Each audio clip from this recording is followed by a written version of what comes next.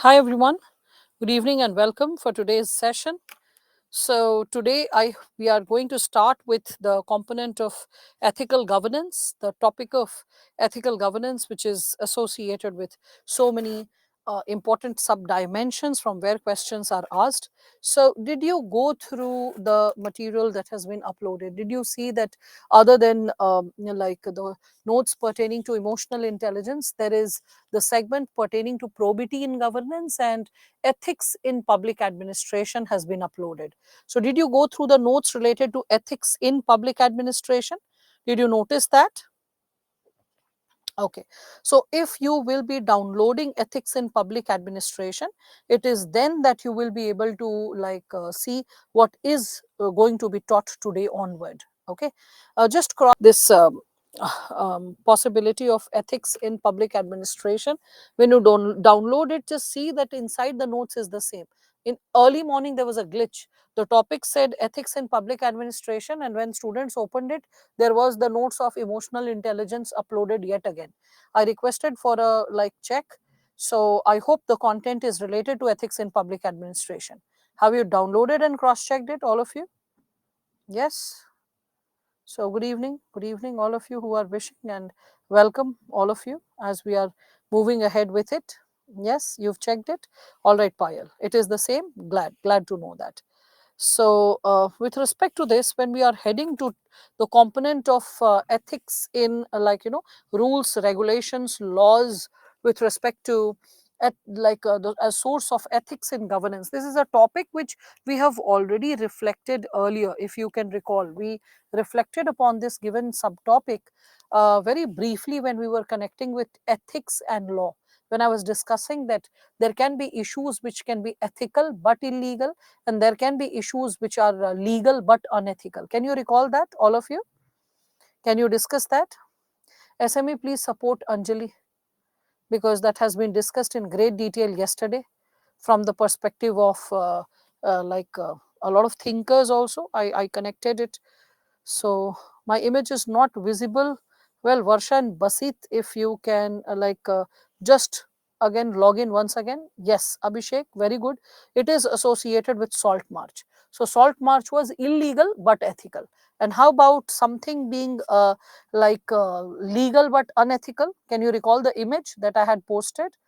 Okay, so you can think of homosexuality. Okay, it is legal but it is unethical considered in the society. Slavery, very good. Okay, so you can think of that. Yes.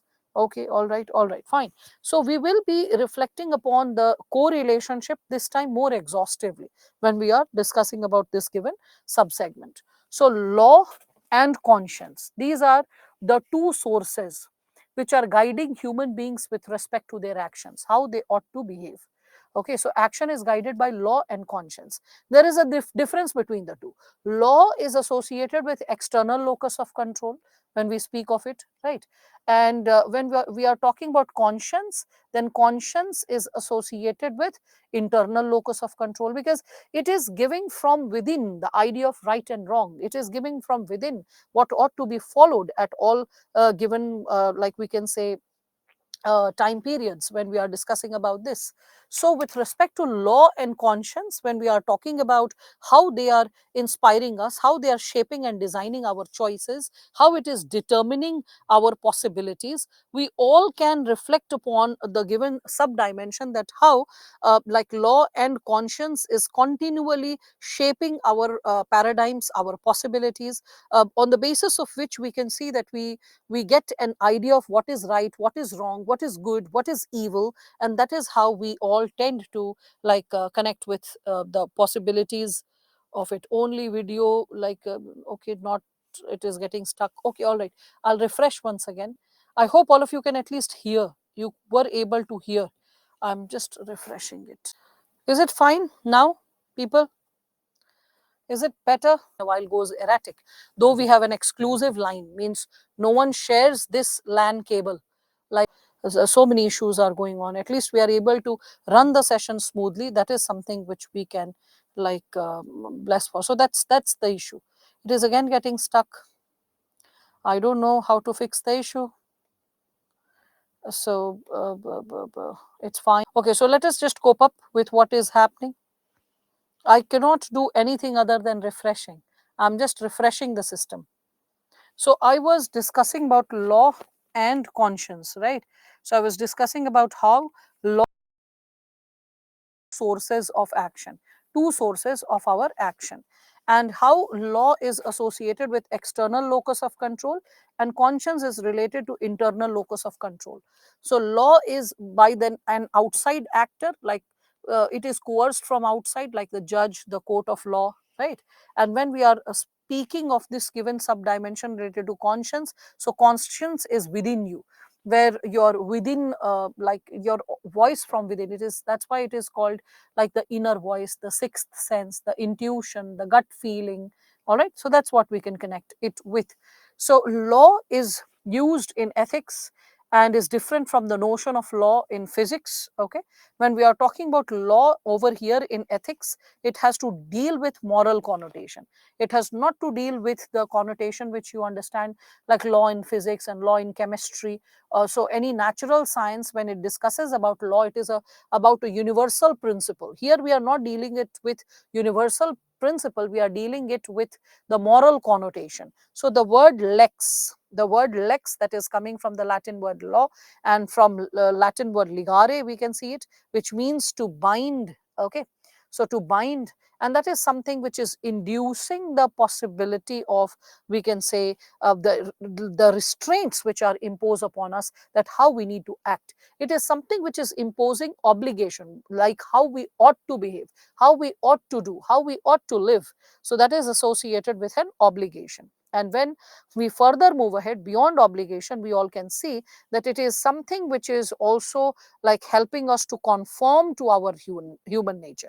Conform to our human nature means that's how we ought to behave, that's how we ought to stick to, how we need to like be there. Okay, stylus is not working on PPT, it is like working. I'm constantly writing, but it's okay, you take a printout, and when you take a printout you'll get it. This problem was also happening early in the morning because of, like, the rains and incessant water logging. The connectivity is not up to mark, we are aware of it, but and it is from the back end, it is not associated from our end. This is all I can say. Now, so with respect to this, when we are talking about SME, please help me, I don't know how to tidy up the situation. So just help me out with this given situation. If I'm supposed to do something, I'll do, but as far as I know, other than refreshing, I can't do much. Okay, now with respect to this, it must be like physically and morally possible for us to like obey laws. When we speak of it, it must not only be just, but along with being just, we are equally burdened. Everyone is supposed to follow the law. It is for common good. When we follow law, it is for common good. That's something like we can connect with the idea of law. So as we all are like reflecting upon this given sub dimension, we all can see that when we are connecting law with the possibility of conscience, so we can see that law in present times is associated with positive human laws. Okay, it is connected with what we ought to do. It is something which we all can consider is nothing but it is associated with the ethical standards which a society expects us to comply with. Okay, so it is an ethical standard of the society. That's what we can consider it associated with. Again, we can see that there are sanctions against the violation. When we are like not following the law, when we are violating the law, then there will be sanctions if there is violation. And that's how there are enforceable punishments. Okay, enforceable punishments with respect to action, inaction, what we do, what we perform, that's also there. We can speak of it. Again, we can see that although law is an ordinance, when we are again connecting with this given dimension, that law is what? It is an ordinance that is resulting out of human reason. Another keyword is human reason, because we reason out the laws, we objectively reflect upon what is rational for the larger society to live, what is something in consonance with the public good. Okay, so when we reflect upon that given possibility, that also can be brought over here. Okay, so regulations, when we are speaking of it, regulations are associated with helping us to clarify the laws with specific intent. Okay, so the purpose of law is what? To promote common good, to promote societal welfare, right? It is to protect individual rights, and that's why we all have laws around us, to create that sense of guidance, that sense of, we can say, possibility, to bring in balance, right? So when we are talking about rule of law, we can connect it with the given dimension that the rule makers, they have not violated natural law or civil law. And we can also see that sometimes when we are talking about it, sometimes they circumvent, okay, sometimes they circumvent what civil law clearly states. Whatever the civil law is stating, that this is how it ought to be, this is how things ought to articulate. So we can see that law is something associated with it. Law is like giving us an idea that what ought to be followed, what rules, regulations ought to be respected, in what situations we need to respond or react or enact, in what possible manner. All right, so that's something which all of us can connect with this given dimension. So with respect to this, we are, when we are further substantiating, we can see that as with laws, a person has no obligation to obey an immoral rule. So suppose there is a law and you feel that it is going to be immoral, like for example slavery, there was a time when it was legal, and if someone feels that it is, though it is legal, it is immoral, and in that situation if a person is opposing that law, then it is not problematic per se. Okay, then the violator has somewhere acted on the basis of ethics, the violation is ethical, like salt satyagrah I shared. Or suppose if, when General Dyer had ordered the killing of the innocent people at Jallianwala Bagh, if some soldier would have said that I do not want to shoot, I choose to quit upon my job, but I won't shoot, in that situation the person must have done something illegal, but that would have been in the light of moral. Okay, the person must have, in the process of obedience, the person might not have lost the moral compass, and thus that disobedience would have qualified to like illegality, but it would have been guided by morality. I hope you are understanding this.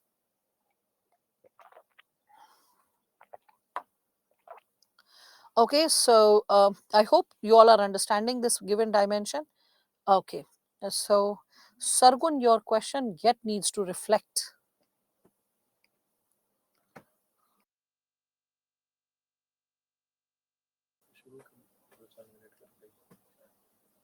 All right, is it fine now, people?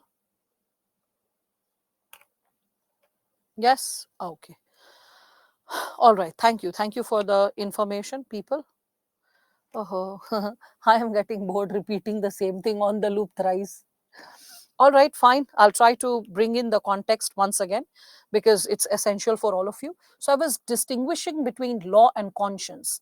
I was sharing that when we are discussing about our set of action that we perform, we can distinguish between law and conscience from the perspective that law is something which is helping the actor to work upon a certain situation or a certain thing towards someone on the basis of some external orders. Okay, whereas conscience is associated with her inner voice. You get guided about what ought to be done, like, and how you ought to be doing it. Again, I had given some information related to how law is coming into existence. So we can see that how law is associated with the term ligare, which literally means to bind. And when we are bound by a specific situation, we are also bound by obligations. Obligations, how we ought to behave, how we ought to, like, exercise our thought process in a specific situation. So I was sharing that, when you are legal, you are not only following the law, you are also following the act of justice, and you are trying to bring in equality, whereby it is not associated with individual good or private good, it is associated with public good in general. Okay, further I substantiated with respect to this area that when we are speaking of going legal, or when we are like being formal about following the law, in that situation we can see that this law is different from the law which is considered in the domain of chemistry or natural science. sense. This law is associated with choosing the right thing to do. It is related to positive human laws, means what human beings ought to do in a specific situation, the obligations that individuals ought to follow in a specific situation. Okay, we can consider they are like sanctions. When you prohibit, when you discourage people from doing certain specific things, so they are more like sanctions, sanctions which should never be violated, sanctions which are imposed and you ought to follow it in all given situations, right? So when we are speaking of the given possibility associated with what ought to be followed in all given situations, we all can connect it with the component of sanctions, and we can all connect it with what ought to be followed, what is enforceable, and what is to be duly considered, to be duly adhered to. So when we are speaking of this given dimension, uh, okay, please SME support her with the notes. Anjali is struggling with the notes. So when we are speaking of this given dimension, we all can connect it with, like, let's say, the component of command with respect to action and inaction. Both the given possibilities can be associated with the component of law, because law encourages us to behave in a specific manner, and at the same time laws can discourage us. It can discourage us to enact upon a situation or to behave in a specific way. Okay, so that's also something which we all can connect with. Further, when we are talking about the given dimension of law, we can also think of, like, let's say, the possibility of law from the perspective of how we are reflecting upon a specific situation, in like which terms we are reflecting. So law will bring in objectivity, specificity, rationality. There will be clarity regarding what has to be done. And when we are talking about conscience, conscience is based on interpretation. There's one more thing: law is constantly guiding. As I told you, it is guiding to common good. It is also guiding us to general social welfare. So it is giving administrators what are the do's and don'ts for the common public, for the people, for them to follow. Okay, it is also laying down the regulations with respect to punishable acts, with respect to prohibitive acts. So punishment, prohibition, all that is also created by law.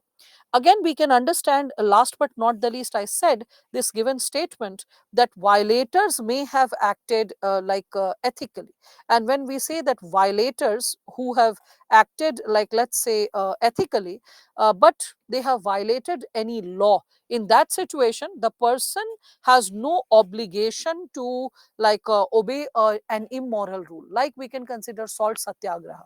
So if Gandhi is disobeying a law which is illegal, but at the same times it's moral to do, then in that situation it is not problematic, it is not immoral, it is not in the light of creating massive problems for the society per se. Again, with respect to this given sub segment pertaining to how people are behaving in a specific situation, and how we all can see the situation unfold before all of us, we all can connect it with how we can reflect it with respect to how a person might have behaved if the person was protesting against Jallianwala Bagh. So if a soldier in the Indian army would have protested against General Dyer, in that situation the person must have done something illegal, but what the person would have chosen would be associated with a moral act. Okay, so it's not necessary that everything that is illegal may be immoral. If you are doing something illegal but it is in the light of morality, then there is no problem in violating such a law.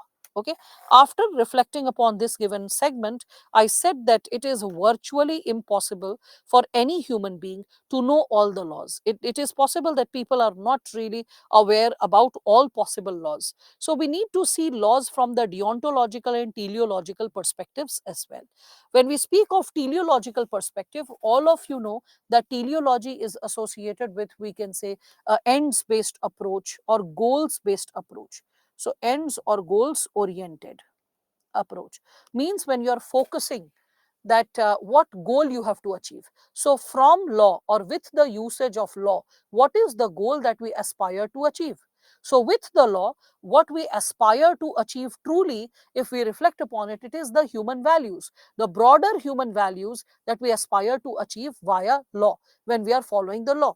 So we can consider that they are like, they are not only, laws are not only for governing our human behavior or our intellect, it is also something which is helping us to understand what is right, what is wrong, and it is also giving us a sense of reflection. It is giving us a sense of purpose. Okay, so it is giving us a sense of purpose, it is giving us a sense of reflection. So whatever we are doing under this given approach, we are reflecting upon, like we can say, achievement of specific values. Okay, values which are like loaded with information, reflection, judgment, decision, and action.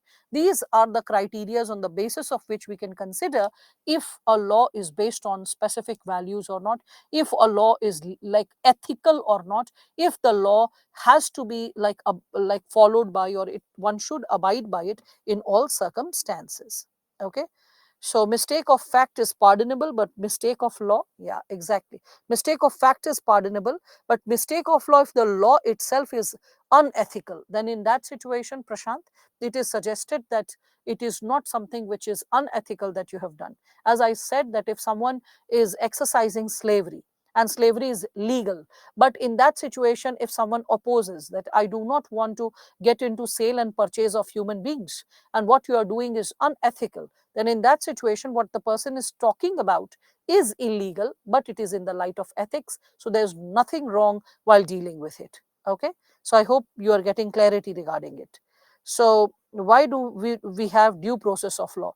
To, like, undergo the reflection about the rationality behind the law, the relevance of the law, and how it needs to be followed in a systematic order, because with the systematization, you are able to cross check even at microscopic level what needs to be followed, and at what finer levels the law has been abided by, or it has been, we can say, not been followed. So that's why is alcohol legal when it is not good? Alcohol is legal because the society also needs commercial, we can say, growth, and alcohol brings a lot of tax money. Okay, so there is the scope of making quick buck by any government. That's why alcohol is legal despite the harm. Technically speaking, Ashmi, the way you are getting affected about alcohol, so is with sugar. Sugar is another addictive substance, as addictive as cocaine, and sugar is something which is making India the diabetic capital of the world. Sugar is responsible for a lot of lifestyle diseases, but how many of us protest for sugar as we protest for other addictive substances? Right, so that's something. Why to have differential ethics towards things? Healthy eating, healthy living, like when we are speaking of this given dimension, that also needs to be understood. Okay, so when we are seeing that this approach means the teleological approach. Okay, so the teleological approach, so the teleological approach makes sense and is a valid response to the fact and knowledge that all laws and rules, like knowing all the like laws and knowing all the rules is impossible, but it is possible for us to know the values, the basic values that a society is guided by, the ethical principles that a society is guided by.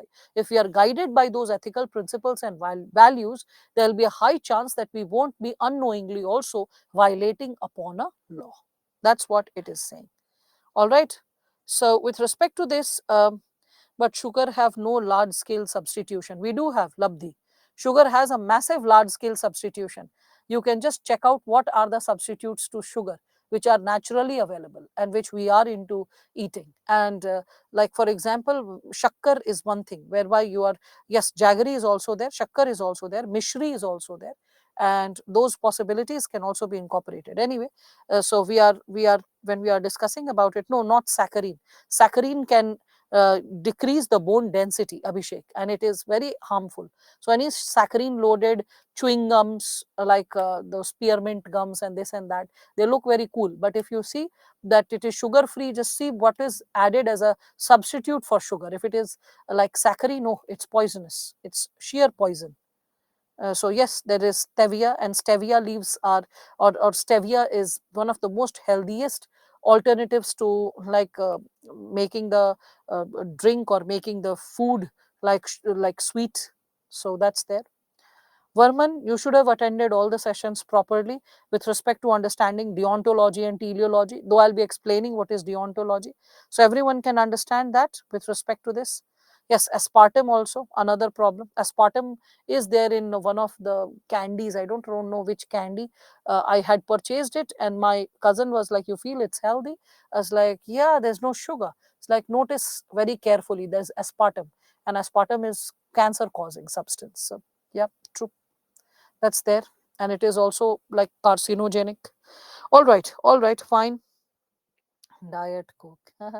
All right, we are not discussing about sugar. It's just that one of your friends raised a question related to alcohol and how ethical it is for the government to make money from alcohol. So I said that there are so many things which we are consuming which are colossally harmful.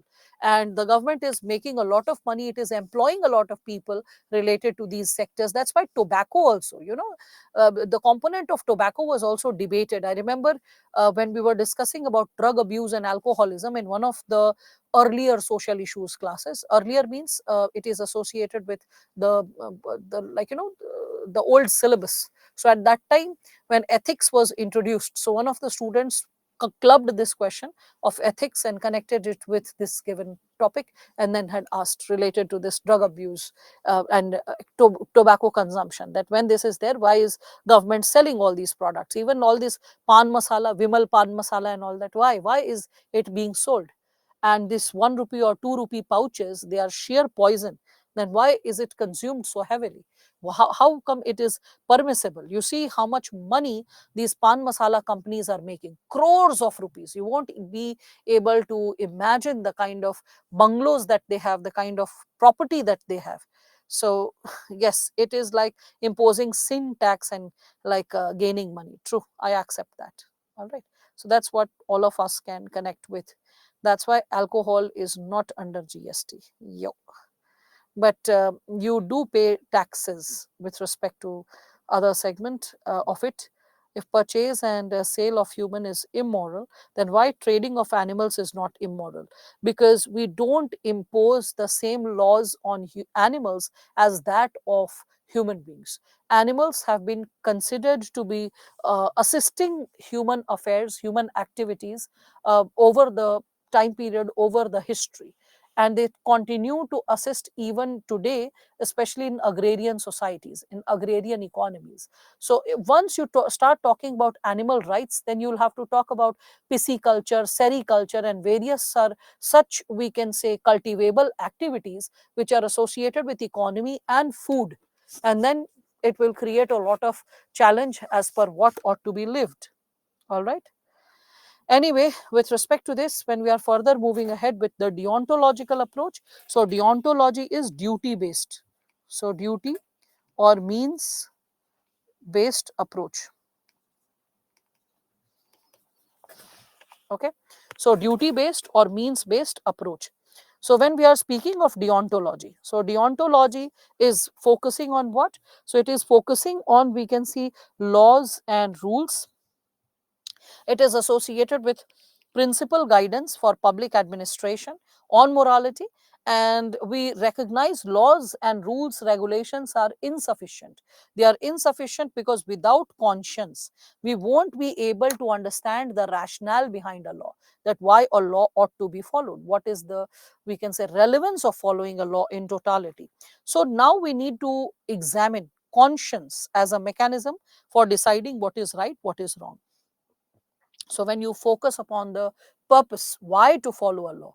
So we need to follow a law because now you're thinking about the means, because it keeps your conscience clear, because it is giving you a reason, a logic, a humane concern, a humane explanation regarding the possibility of why following the law is the right thing to do.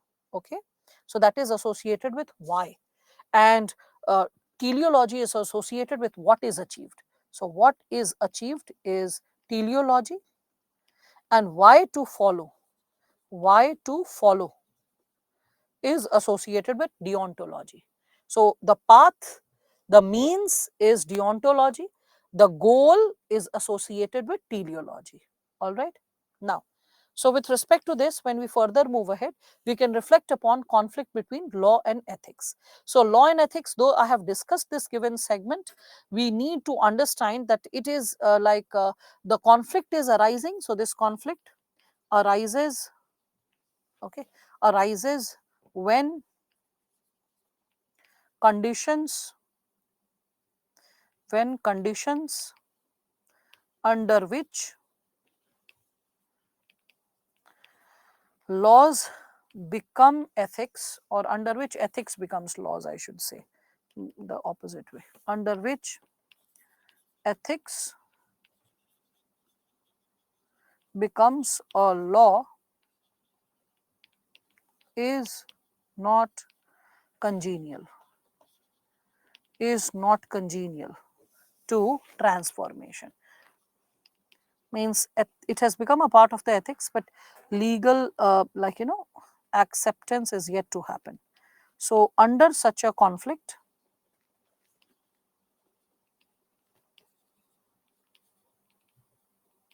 both laws and ethics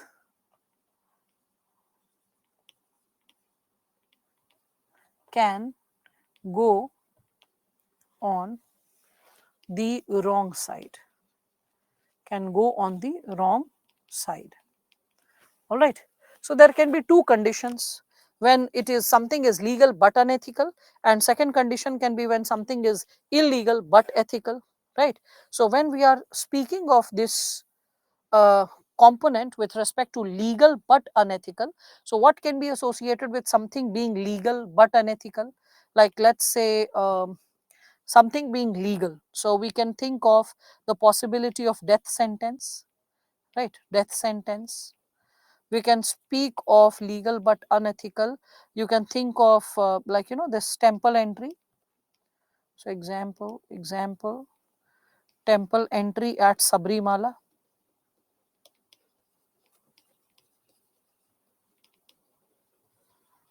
right? You can also think of, when we are talking about individual freedom, then curfew, right? We can think legal but unethical, widow remarriage, widow remarriage, legal but unethical, intercaste marriage, intercaste marriage, legal but unethical, single woman or single mother, like let's say single mother, legal but unethical. Section 377, or rather section 377, we can speak of LGBTQ relationships, LGBTQ relationships,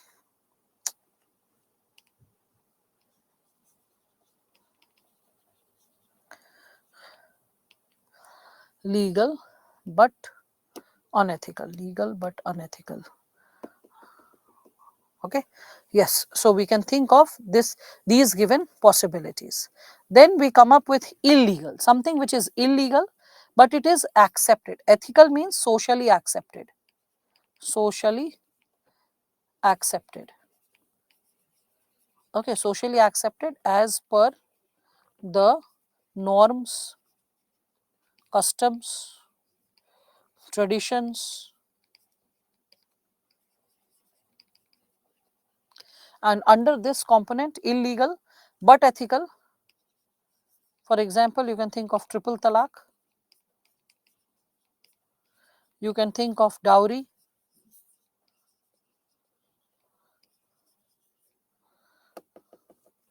here legal but unethical, we can also say live-in relationships.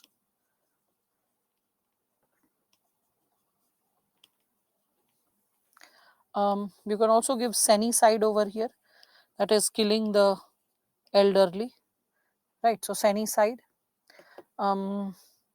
illegal but ethical. Child marriage, in those societies where child marriage is accepted and it is preferred that a child should get married early.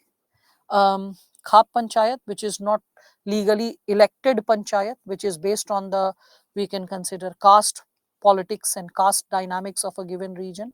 So khap panchayat, right? So that's how you can consider. And when you are reflecting upon such possibilities, like I'm giving khap panchayat.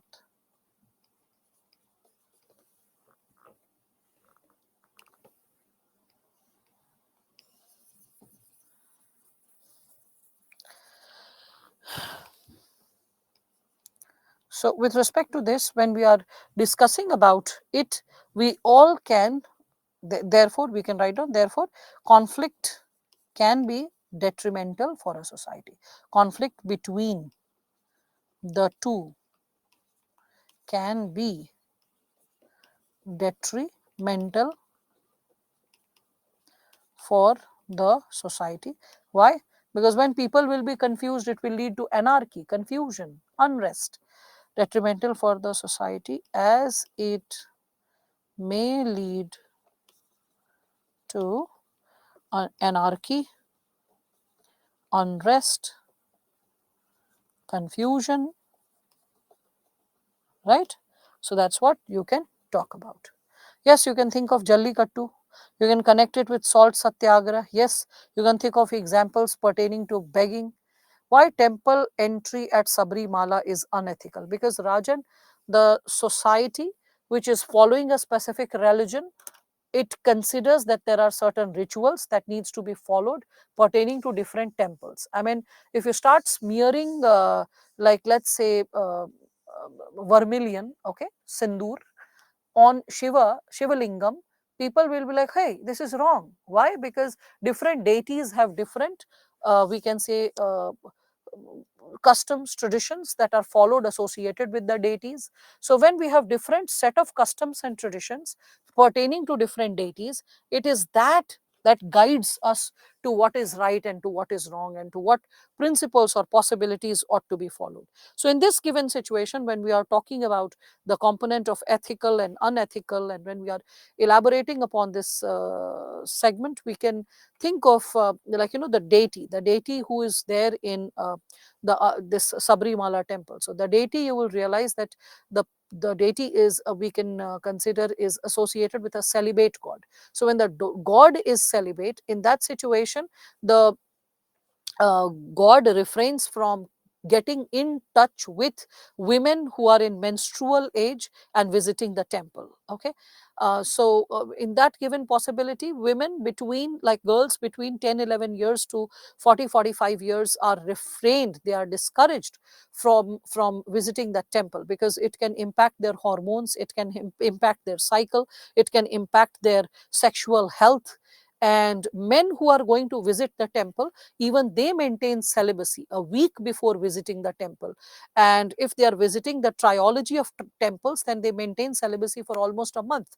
Anyway, so a week of celibacy, specific chants and like hymns and certain worship that has to be conducted. And after completion of all of it, all those given possibilities, then they are supposed to, like we can say, then they are supposed to follow a specific order, then they are supposed to follow a specific, we can say, ritual. And that is something which you probably can connect with this given dimension, and that's how you can probably reflect upon the possibility of why Sabrimala temple entry is considered unethical by the society, because it is pertaining to the principles or the beliefs related to a specific deity, the nature or the characteristics that you impose on a deity. All right. So I hope that's clear. No, Rajan, it cannot be considered as discrimination against women, because there are a lot of practices which men cannot do and which women can do. One thing. Second thing, religion is associated with beliefs. It is not associated with modernity and logic and rational principles. Either you are not religious at all, and when you are religious, don't try to exercise democracy in it. When you are, like for example, in Shaktism, women have so much of power, and they are far more superior in achieving, we can say, transcendental meditation, and in achieving, we can say, breakthroughs, spiritual breakthroughs, compared to men, because it's the women's body which assists the process of attaining spiritual greatness or breakthroughs compared to a man. A man in Shaktism needs a Bhairavi to like perform specific rituals to transcend spiritual growth. So you cannot say, oh my God, man is in an inferior position. Different, we can say, schools of thought pertaining to religion, different belief systems pertaining to religion have different types of rituals and customs. Either you are not a religious person, as simple as that. So you're like, I don't believe in discriminatory rituals and practices. The problem is we try to infuse democracy and modern day laws with respect to traditional religious practices and rituals. No one questions that why Hanuman can be smeared with sindoor but not Shiva. There is a mythology, there is a narrative. You cannot even cross check whether the narrative is correct or not, but you believe it. And as you believe it, you are like smearing like a shivalingam with milk or with sandalwood paste. You are cooling it off. Whereas when we are talking about the Hanuman statue, you are smearing it with vermilion, right? So, and there are different references to it why those practices are carried forward. So I hope you are understanding this, like when you are raising this given question. So treacherous and long, I mean, stranded in the middle of nowhere, medical help, maybe that's why. No, we are not working on maybe, Vaibhav. I can give a detailed explanation to Sabrimala, but the lecture is not focused on Sabrimala. So why to get into it, right? If anyone is interested, there are a lot of online videos pertaining to the logic behind Sabrimala temple entry, why Justice Indu, the same woman who was supporting the Section 377 and rights of LGBTQ communities. So she was, I would say, one of the most modern women, one of the most, I would say, rationally exercising the component of law. The same woman, when it came to the Sabrimala issue and when the bench was sitting, she was one of the members in the bench, and she was not in favor of women entering the Sabrimala temple. So what will you say? That the woman is exercising gender inequality? The same woman who was passing in favor of Section 377 and LGBTQ relationships? No, she studied the customs and traditions of the local communities, the idea of behind the local deity, the patterns of worship around the local deity. So it's not that women cannot enter. Either you are less than 10 years of age, means before your menstruation starts, or it is after your menstrual cycle is over, menopause is over, then you can go. So it's not that entry is not there, because there is a specific, we can say, there is a specific charm to that place, there is a specific energy to that place, there are specific customs and traditions to the place that ought to be like followed. But we will not get into it any further. All right. So who's speaking what and what's what, you can just read it in your own private capacity, because you brought in the debate. So that's why we can just impact this given dimension. All right. So aura in temple gets affected. The temple doesn't get affected. The person entering gets affected. The temple is not a baby. The person entering is an intimidated soul. Please understand that. So that's what. So can we classify prostitution as unethical but legal? Prostitution is still not legal, Sudipto. The Supreme Court said that if two individuals are into a consensual relationship in any hotel or whatsoever, the police is not supposed to conduct raid and catch it. That will be illegal, because two consenting individuals are into a relationship. Later on, if a transaction, a monetary transaction is taking place, that's different. But it is still very clear under the law that if an individual is running a brothel, facilitating prostitution, facilitating any such activity, it is still illegal. So you cannot consider that prostitution is legalized in India.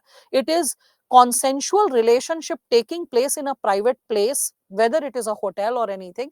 Police cannot raid it. Police cannot question such a relationship. That is what the court has said. It is not equivalent to making prostitution like illegal. Please understand, means making prostitution legal. They are two different things. In law, everything is very fine, and the finer components needs to be understood before arriving at a conclusion. So what we mean by condition under which ethics becomes law, eh? Okay, I get a specific idea, Abhishek. The framing of sentence is improper, but probably I can understand what you are asking. When ethics is containing the component of larger public good, then ethics inspires the law of the day, the creation of law of the day, or it inspires that what kind of laws need to be created or entertained. Got it? So I hope you are understanding. The first Abhishek who asked. So, but ethics is a universal term. Yes, ethics is like having a universal connotation, despite the fact, Ashmi, that you are forgetting. I said that ethics can be associated with three dimensions: ethical nihilism, ethical universalism, and ethical relativism. And in ethical relativism, I also had shared that it can be relative to time, place, and person. And in ethical relativism, I said that though ethics can be relative, but there are some broader universal principles, human rights, which can never be compromised with. And that's why ethics is universal. If you can recall all that. So the haze and confusion is nothing but lack of revision. Okay. So be more thorough with revision. That's what I can say. Something about Khap Panchayat. There's nothing about Khap Panchayat. Khap Panchayat is not a legally elected body. It is based on some caste-based identity or some other identity, but it's not a legally component. Why single mother is unethical? Devansh, because people, what is unethical? When the ethos of the society is not permitting, when people start gossiping, oh my God, this is wrong, this is improper. So a girl without getting married, if she has a child, so people will question the legitimacy of the child, the possibility of, like, the woman, how sexually clear or lewd she is, how open she is. Okay, so that is what makes the possibility unethical. Okay, so how can the same society make contradictory morals, that is laws and ethics, huh? How can you arrive at this given statement, Ravi? I cannot understand that. Society making contradictory morals, that is laws and ethics. Laws are mostly in consonance with ethics only when there is lack of clarity. I said there can be certain conditions when ethics becomes a law and it is not congenial to, like, transformation, when, like, the law is not congenial to transformation, or the ethos of the society is not like we can say consonance with the transformation. In only such condition, okay, under such a condition, sorry, I missed the word condition. So under such a condition, conflict can arise. So it's not a regular situation. So why are you making a specific condition into a universal phenomena? Is it fair and justified enough to think like that? How could you consider dowry as ethical? When did I say dowry as ethical? Oh, ethical that way. Oh, I am not considering it ethical, Kaushik. It is, ask those families, ask those IAS officers who consider it acceptable to receive dowry, and who say that if we are raising our son and we are educating our son, then and the daughter-in-law is going to come in this house and she is going to be a part of this household, her expenses will be taken care of, her necessities will be taken care of. So via dowry, those expenses are covered, those necessities are covered. You have to start a, like, new household, so there are expenses. So they equate it with stridhan, though it is not stridhan. So rather than saying, ma'am, how could you consider dowry as ethical, you can ask the question, ma'am, how the component of dowry is like considered as illegal but ethical. How is dowry ethical? Okay, so it's not that I consider it, it is how society considers it, and that's why it's a popular practice. That's why people who demand for dowry, though they don't feel guilty that what they are asking for is something improper, something illegal, something wrong, that they should not do. That is something which is which should never be exercised in any situation under any condition. So that's what. Okay, pressure group is illegal but ethical. Huh? Who said pressure group is illegal? Nutan. From where are you getting, new students getting such strange ideas? If pressure groups were illegal, then why would farmers pressure groups be a part of various committees, like committees meant for farmers? Farmer groups are incorporated. Huh? Pressure groups are part of various committees and commissions when expertise with ground level touch is to be sought after. So Nutan, that's a very faulty proposition that you have. And in fact, pressure groups are a part of civil society, which also facilitates in governance. So either you missed the class of governance also. Now, SME, please support me with miscellaneous questions. I think that I have discussed like quite a sizable amount of component. Now they are like certain other emotions that students want to share, either approve of it or simple questions just respond to it. Let's move to the other subsegment, that is, do law play an important role? When we are talking about do laws play an important role, we need to understand that there are so many laws that we have in our society, and with respect to it, when we are speaking of this given dimension, we need to understand that we have so many laws that all laws being followed at all times may not be possible. So for example, when we are speaking of it, you can think of like a law against corruption. We are aware of law against corruption, but maybe a lot of people are not even following it. So maybe the examiner can ask this question in a different manner. Rather than asking do laws play any role, the question can be like this: good people do not need laws to tell them to act responsibly, while bad people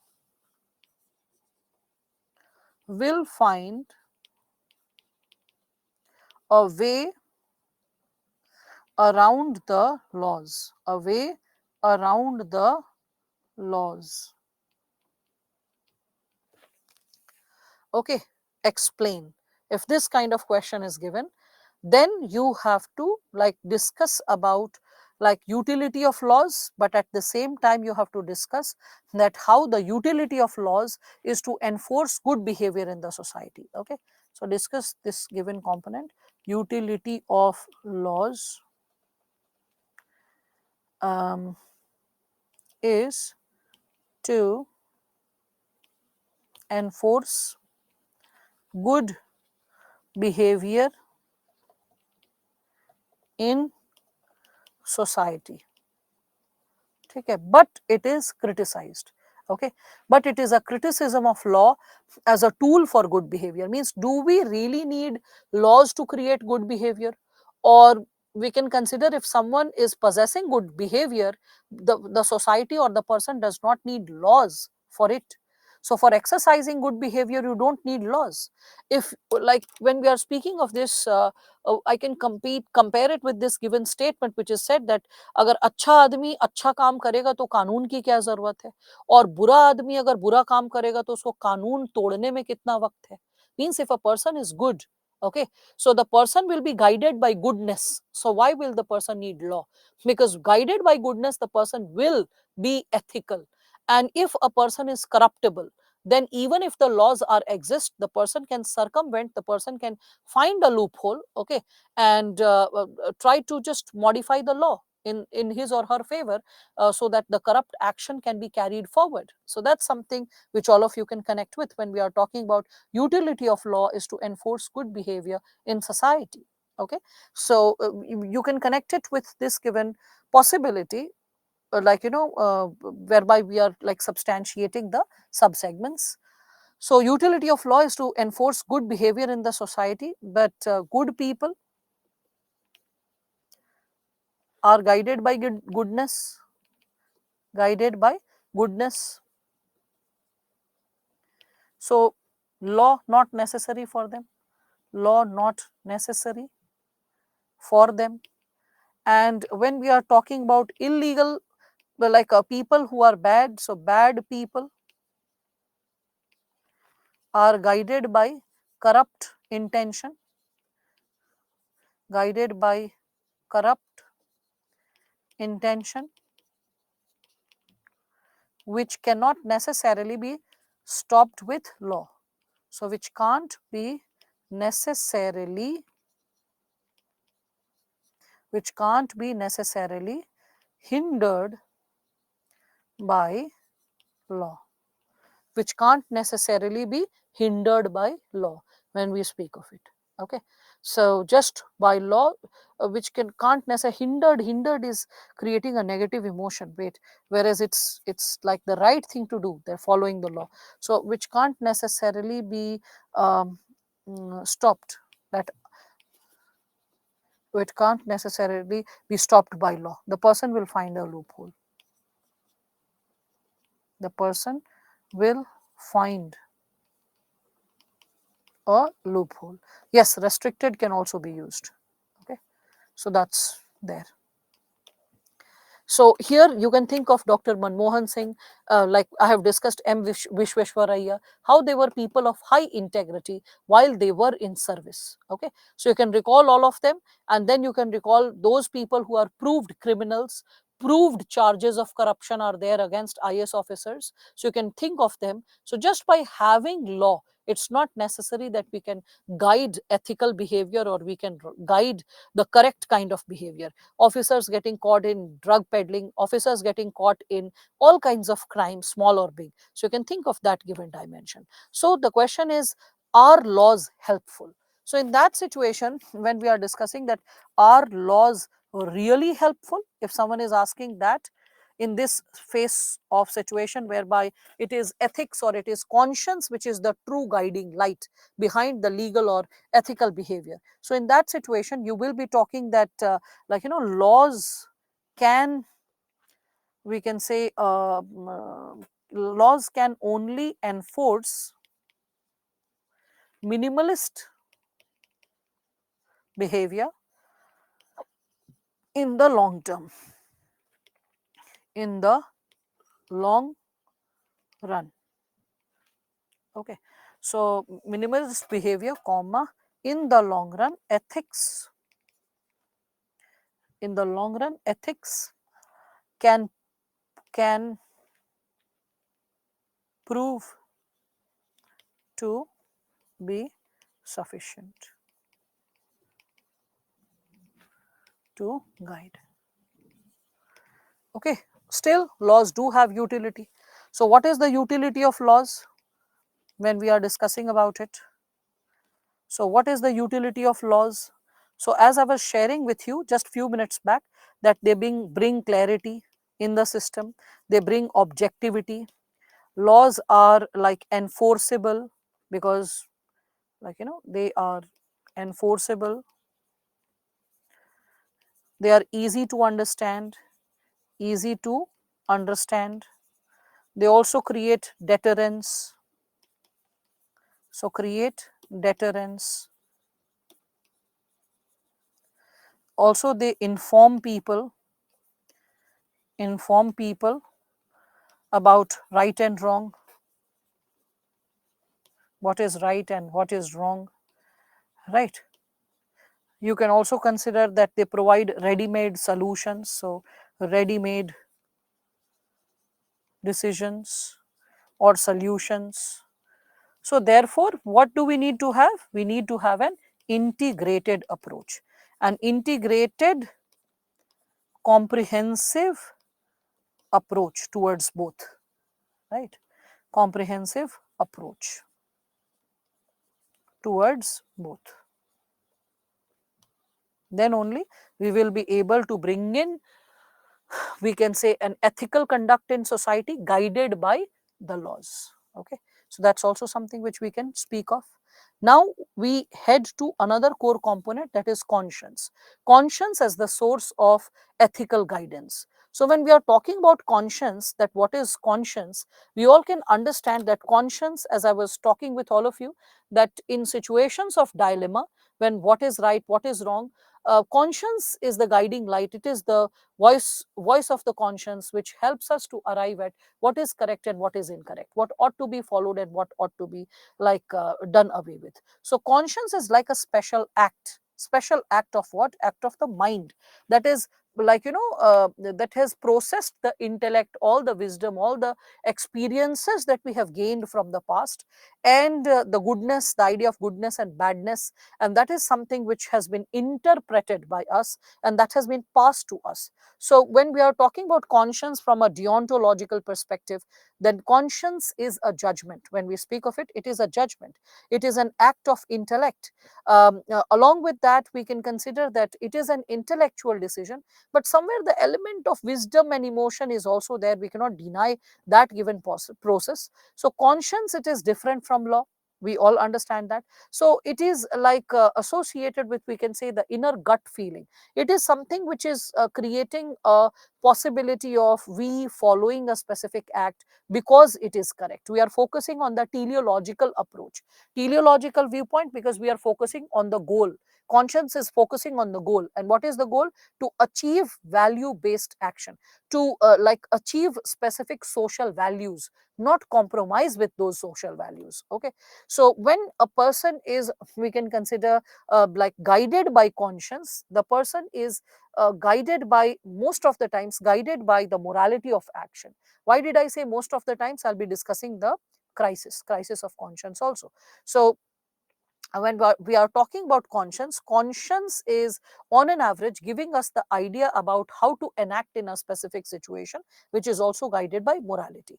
So in this given scenario, when we are speaking of it, the conscience can be associated with morality, it can be associated with our individual understanding of right and wrong. Okay, so from deontological approach rather than teleological approach, if I think of deontological approach, means what, how conscience can be a means to achieve the sense of right and wrong while enacting upon a given situation. So we all can see that conscience can be associated with the application of like specific or a particular action. We can see that the teleologists, they believe that law is like giving morality to our action.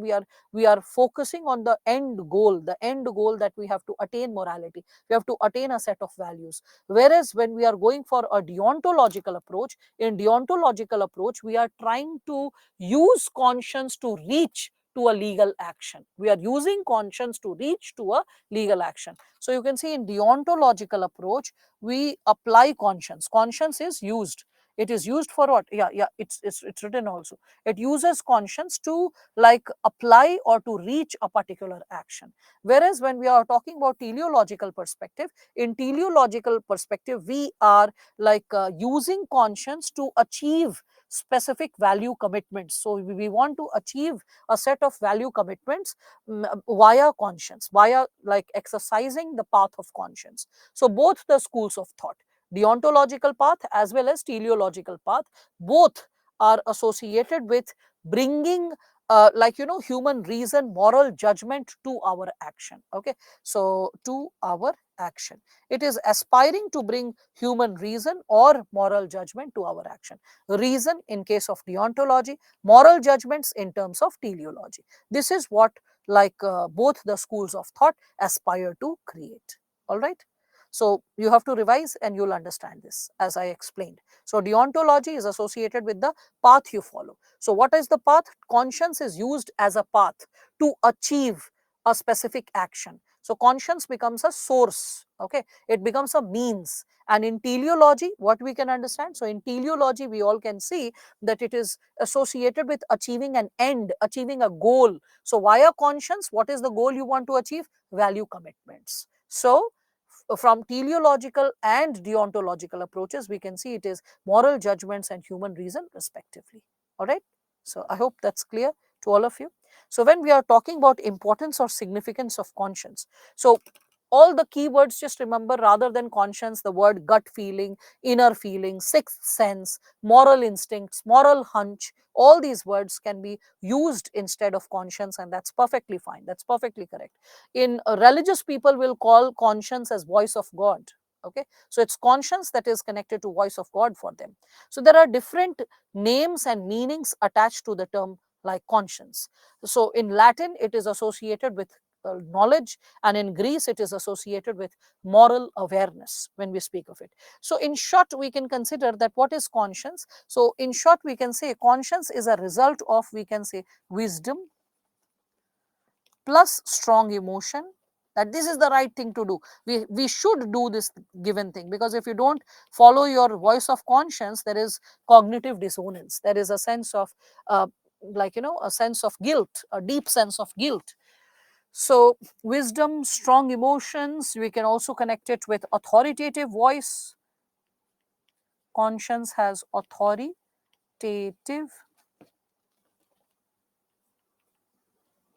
voice, okay, which motivates us to do the right thing. when we are speaking of it. So wisdom plus strong emotion plus authoritative voice is equals to conscience when we speak of it. Okay.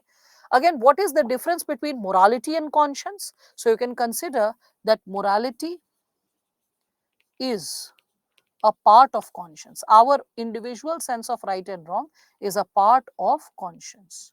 Conscience is derived from the social standards, the, we can say, ethical standards of the society, which has nurtured us, guided us since our childhood.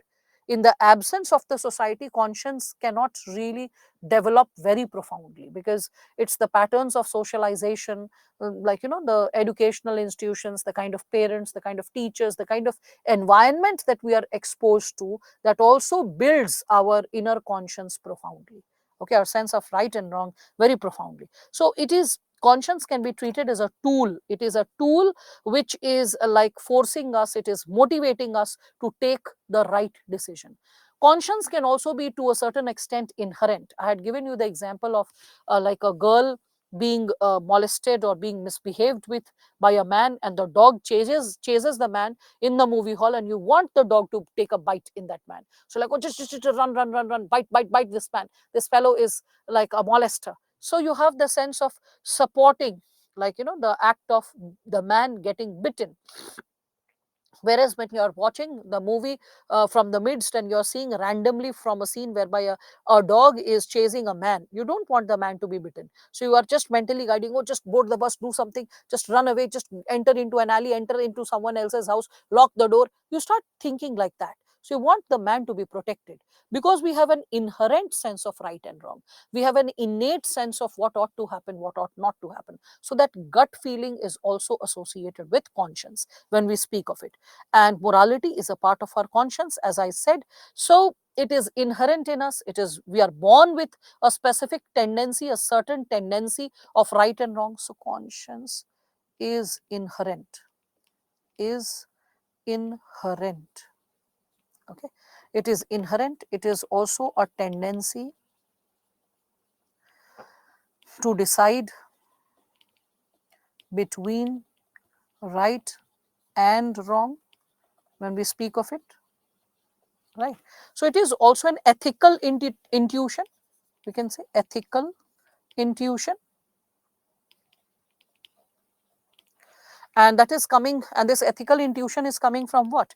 It is coming from our moral awareness. Moral awareness, also it is coming from our moral conduct. Moral conduct, our individual understanding of what is right, what is wrong, that is also guiding our conscience when we speak of it, right? So that's also there.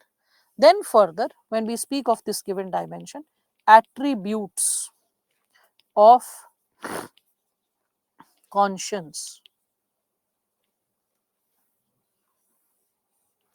attributes of conscience, when we are discussing about it. So what are the attributes of conscience? What are the, we can say, core components of conscience? Okay. So significance or importance can also be associated with attributes, because that's what it is creating, that's what it is contributing. So we can say that conscience, it includes acquired values, acquired values that have been internalized, that have been internalized by an individual. An individual, like for example, if you are born in a Jain family, you will have the value of like vegetarianism, like inculcated deep inside, rights of animals, like inculcated deep inside you. Whereas if you are born in a family where eating non-vegetarian food is normal, which is pertaining to almost 73% of Indian households and across the world also. So in that situation, a person will not be experiencing any ethical dilemma or crisis of conscience while like consuming the meat of an animal. So that's what you can connect with. Again, when we are speaking of it, we can again connect that conscience, it is an inherent, as I had said this sentence few minutes back, that it is an inherent capacity, or we can say an aptitude of human beings to judge between right and wrong. To judge between right and wrong. We can also connect it with it is highly subjective. It is highly subjective because it is connected to a variety of emotions, isn't it? So, highly subjective associated with certain form of emotions, right? Again, we can connect it with, we can say it is vested with the authority, the authority to impose duty over us, right? So therefore it is an internal dialogue. It is an internal dialogue that's going on within an individual when we are talking about attributes. Again, when we are speaking of this given dimension, inherent, because over the years, Montu, it becomes your own understanding of right and wrong. Okay, so even though you are like developing conscience in a social context, but it becomes your own inner voice when no one is around, when no one is watching you, and still you are behaving in an ethical manner. It is because of the voice of your conscience. It becomes a part of your insight or thought process. All right. So when we are talking about this importance or significance of conscience, so related to this importance or significance of conscience, we all can connect it with a lot of possibilities. So can you tell me where you have found conscience in the constitution? Where do you find the word conscience in the constitution, people? Yes. Where do you find the concept of constitution in the word conscience in the constitution? Yes, very good, very good. A lot of you are able to recall. So it is associated with article, we can consider article 25. Article 25 is talking about freedom of conscience, right? Okay. Few of you also hinted that DPSP is associated with conscience. So yes, DPSP is considered as the conscience of the constitution. So that any given time period when there is a dilemma, when there is a dialogue, that what ought to be followed, like for example with respect to uniform civil code, when there is a debate going on, you have to understand that it is something which is mentioned in the DPSP, and when it is mentioned in the DPSP, the intention is to bring generate justice in the society, generate equality for all. Equality does not mean uniformity in terms of commonality, that everything becomes common law. No, it does not mean that. It implies four aspects of human life, that is marriage, that is divorce, that is adoption, and inheritance. In all these four aspects, all human beings are treated equally. That's why you see the Hindu Marriage Act was amended. Okay, in 1955 we amended Hindu Marriage Act and we did away with polygamy. Polygamy was culturally practiced amongst Hindus for thousands of years. All the kings, you can see, they have had 2, 3, 4 wives whatsoever, right?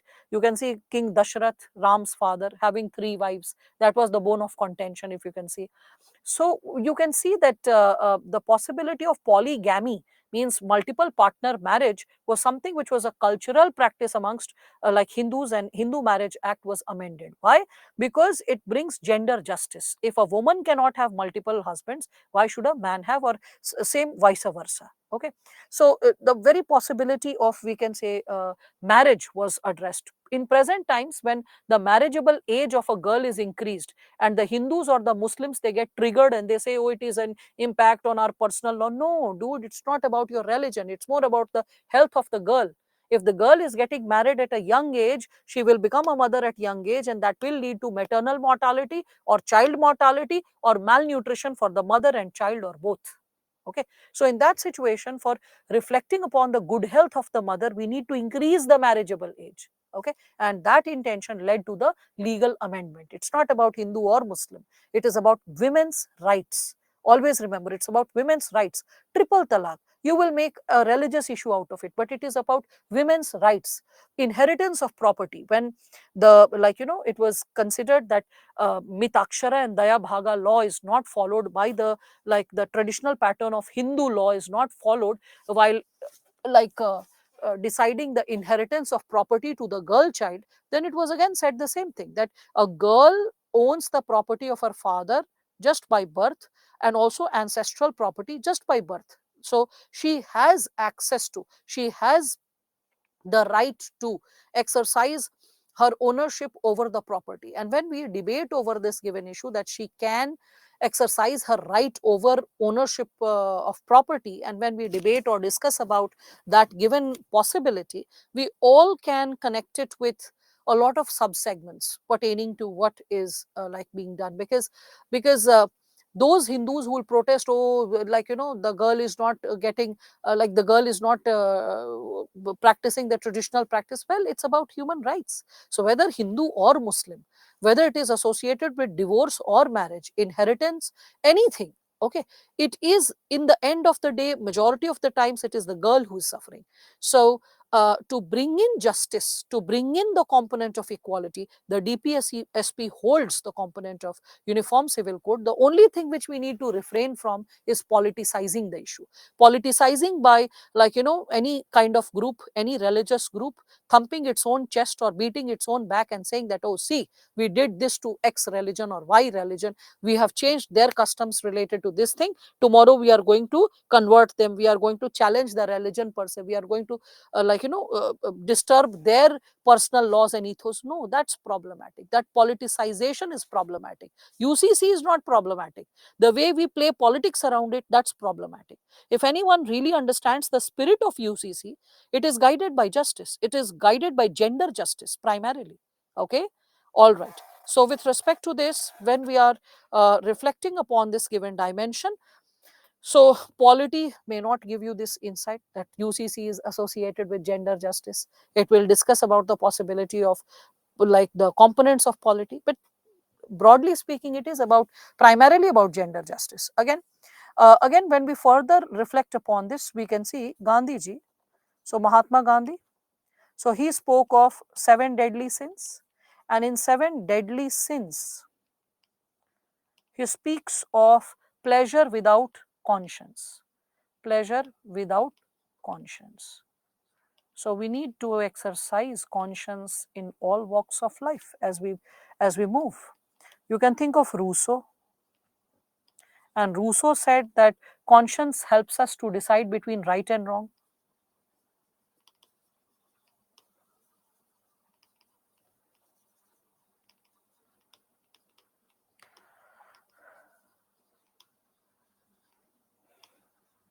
Vivek must be happy seeing that I'm using the blue color, because he is the child who wants to see different kinds of colors on the board. So, Vivek, are you happy seeing different, like, colors being used? Oh, yes, I remember he likes green, but there is a different color. So, I just thought of him. So, just few days back only, he was so, like, attached to the green color, and he kept saying that, ma'am, please, green, green, green. So, I'll try to use it. Let's see.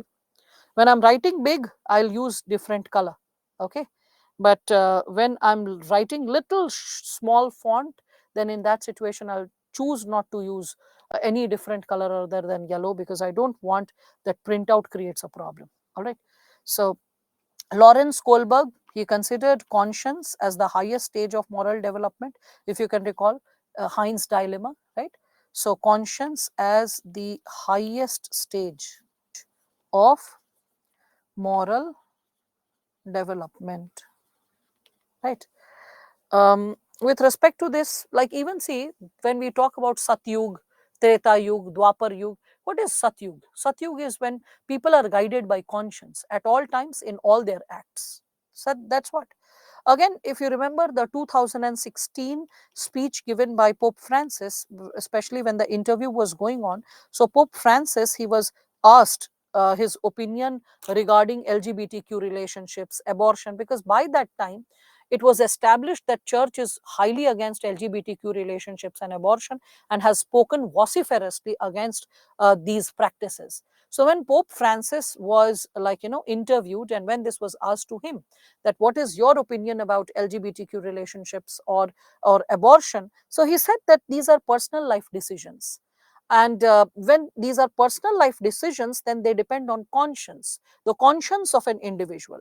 The church has nothing to do with it. Okay, so it is the conscience which is the decisive authority with respect to an individual, how the individual reacts or how the individual works upon the given situation.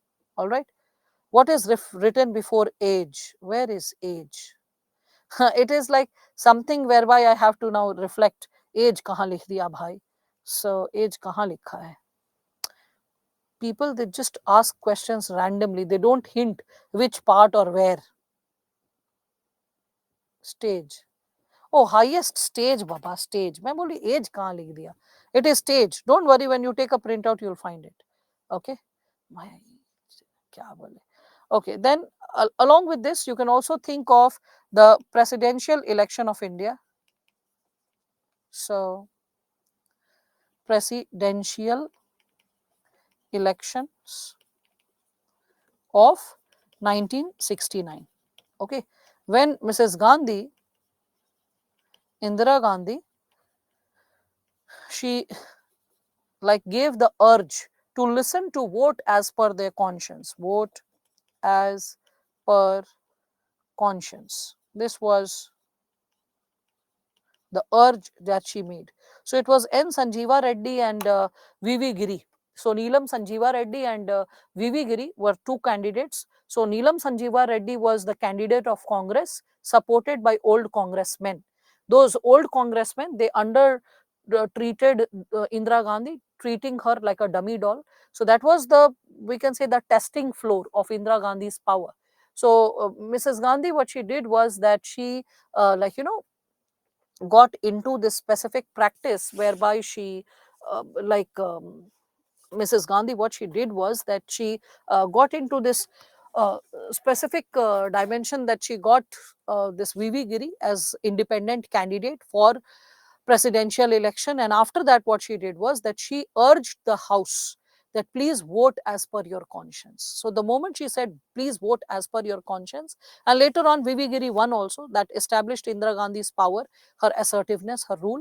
So when the victory of VV Giri set a, we can say, a trend, or set a trend, that every time the presidential election takes place and we can see that the opposition proposes a presidential candidate, so in that situation the opposition always urges to the parliament, to the House, that please vote as per your conscience. So this idea of voting as per conscience is something which has existed for quite some time, it has existed for long. Okay, so voting as per conscience. So now the question arises, in this given situation, before crisis of conscience, again I can take this up for all of you. How is conscience helpful for a civil servant, people? Yes. How is, oh, it is too stark. So how is conscience helpful for a civil servant? Yes, people. How is it helpful for a civil servant when we discuss about it? Yes. To take right decisions, to take ethical decisions. Okay, agreed. Something else? So, ethical decisions, you are saying, ethical decisions, agreed. You also need, to solve ethical dilemmas, conflict of interest, right? So, solve ethical dilemmas and conflict of interest, right? That can also be connected with this given subdimension. Something else that you can think of? Yeah, something else that can be connected with this given subsegment? Yeah, can you think of, because examples have to be given, no? So let's say in encounter cases, or any case related to discretion, whenever discretion has to be like exercised. In such situation, you will realize that it is like conscience that is going to help. Okay, conscience shall help. So like let us say you have arrested a like a criminal, a tested criminal who has been a rapist, and you are taking the person to the court. As the person is going to the court, the person tries to run away, and when the person is trying to run away, uh, in the process, like let's say you now have to shoot at the person, whether you will shoot at the leg or you have got an opportunity and you'll shoot at the, like let's say the the head, or you'll shoot at the upper part of the body, that is something which is getting determined on the basis of the conscience that you possess. If you respect the rule of law, you will try to hit on the legs, but if you feel that you are unable to like hit the person on the leg, then you are like and you are thinking that yeah, I can shoot at the leg, but this fellow now, after committing so many crimes, god knows when the trial will get completed, let me just shoot. I have a chance also, it is happening in court premises, there is a proof also that this person was trying to fled off. So in that situation, I will be like escorted free. So in that situation, you can see it is associated with conscience. The conscience is guiding your nature of action. Okay, so just like laws are what? External accountability. Conscience is what? It is creating inner accountability. You are aware of the facts of the case, you are guided by your inner morality, and all of it like clubbing together is creating, guiding your conscience. Okay, now you need to understand that not listening to voice of conscience creates crisis of conscience. Crisis of conscience, right? So when we speak of this given subsegment, okay, that not listening to voice of conscience creates crisis of conscience. So with respect to this, when we are reflecting upon crisis of conscience, what is it all about? So with respect to crisis of conscience, you can again enter into another set of insight. Saurav, I need to see your question because I am looking at the screen and writing. So every once in a while, I'm reflecting upon what question is there. Okay, so you'll have to raise the question, keep repeating it on the loop. Then I'll be able to respond to your question, because I just see in a glimpse, whatever I see, I respond. If I feel that SME is responding, I leave it. Okay, so you'll have to just post it. So with respect to this given segment of crisis of conscience, this was also asked in 2019 mains.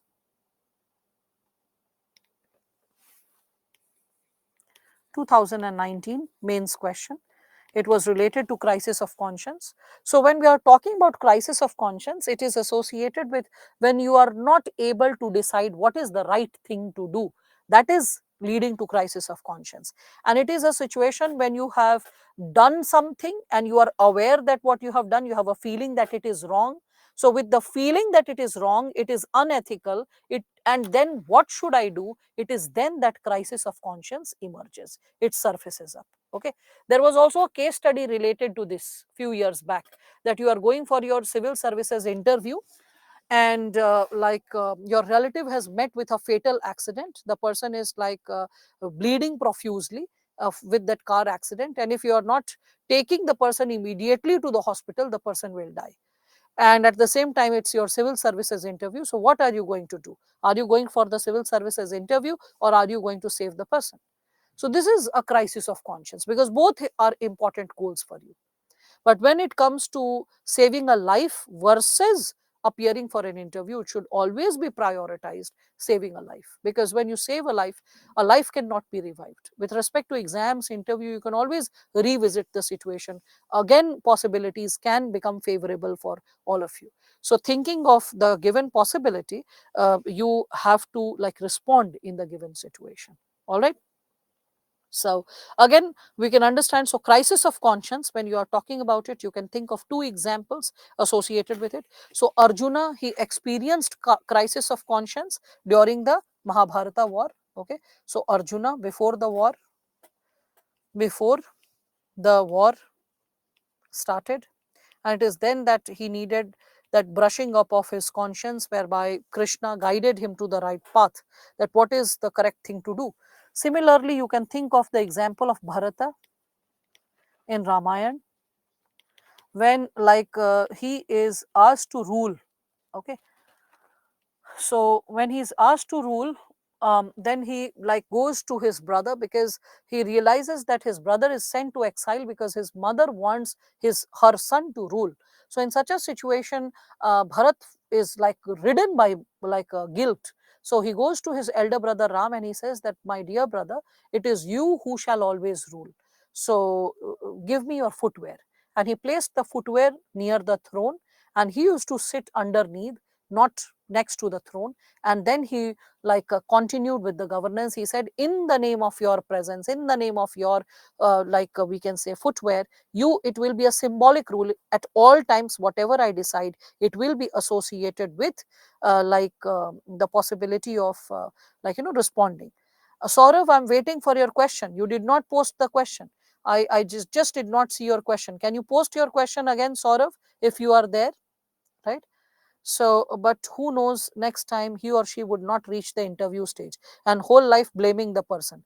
Anjali, if you become an officer, then in that situation, you means not literally you. If a person like that making such a mistake of leaving the person dying on the road and running for IS interview, is the person who will be toxic for society.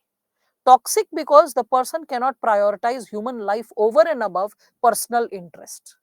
For that person, personal interest is more important than someone else's life. So the person, after getting into the system, will not shy away from letting a politician coerce a specific rule which is leading to communal riots, leading to caste based conflicts. Such a person will not shy away from going for corrupt acts which can impact the lives of people in multifarious ways. It's just a job. If you are talented, if you have the potential to reach civil services interview, you are not going to be unemployed for your life. You will be doing great in life. But if you are leading, you are encouraging, or you are letting the death of a person unfold before you, that is something which is going to haunt for a lifetime. Okay, so you have to be very clear about such situations. What is more important to be, let's say, um, exercised at all times. Okay, so crisis of conscience, what is it? What if the last interview, yes, even if it was your last interview, I mean, just consider, Jay, that suppose your father or your mother was traveling with a relative, and they would have met with a fatal accident, and immediately, if they are not taken, their life cannot be saved. Okay, and the person has their final attempt of the interview, and your father or mother is just accompanying to give moral courage, to give moral support. And suppose the fatal accident has happened. What will you expect from that relative? That even if it is a pressing situation, it is something which is life testing, but it is the life of the parent that should be saved. So why double standards? When it comes to your own parent, the person should be saved. When it is coming to another relative, let the person die for the sake of a career, for the sake of a job. I mean, is double standards to be practiced when we are talking about human values, when we are talking about ethical standards? And what is the idea of sin? What is the definition of sin? When you let things happen which you won't happen, uh, those things happen unto you. Confucius, if you remember the quotation. So, do unto others what you want others do unto you. So, as simple as that, right? So, with respect to this, um, yes. So, can be, ma'am, can't be the case that the person be sent by calling ambulance, arranging whatever could do. Yes, that's also there. I mean, you people are getting so senti about it. Ha, okay. It is obvious to be senti, because you people are not only imagining yourself, but you are also behaving that how you would behave in the spur of the moment. If you call the ambulance, okay, let us consider you call the ambulance, but if there is no one to assist the patient, there can be a lot of confusions. Who will pay the bill? Why will the hospital admit the person without any person attending to the, let's say, the victim of the accident? There has to be someone. either police or relatives. You being a relative are running away. Police has yet not arrived. No authority is there to take the person to the hospital. Any like a kind of blood loss can lead to death. So you need to prioritize, no? Think about it. So yes, heights of double standard is that what's we can consider Maya. So with respect to this, whereby you are discussing about the given dimension, you are the one teaching planning. Huh? You are the one teaching planning. What does that mean, Maya? I cannot understand that. You have your answers, your statements are coming in breaks. I'm still getting classes. You have SME, please support Maya. Any kind of support, like, any kind of support she needs. I think she is troubled by some statement because Maya, after every 5 to 10 messages of students, I'm getting random words from you, like really. And then you have, and then I am getting, it's like that. So I'm unable to understand what you aspire to ask. Okay. So can you just like, type the full phrase, full sentence so that SME or I can respond to it. Human beings should learn to be human first. So very true, XY, whoever you are. Okay. Most of the times, in the pursuance of a job, in the pursuance of our fulfillment of our insecurity, we forget the humane touch. That's the sad part. In the end, most priority towards civil services. Yeah, that's what. That's what. So now, with respect to this, when we are further moving ahead, SME, please support me with these queries. I'm unable to get a rhyme or reason of few sentences because they are broken sentences. Students are writing as if they are talking to me, whereby grammar is going haywire. So please, like, go ahead with framing proper sentences, few of you, not all. So with respect to this, when we are talking about like this Bharat in Ramayana, he also solved the crisis of conscience, as I shared with all of you.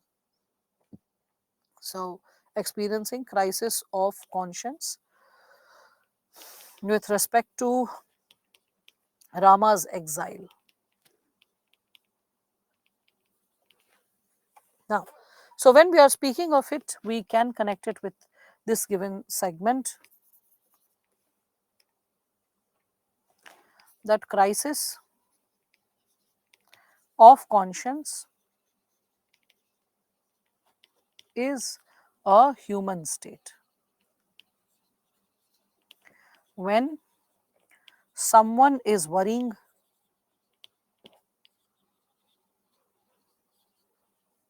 when someone is worrying because because they think that they think that they have done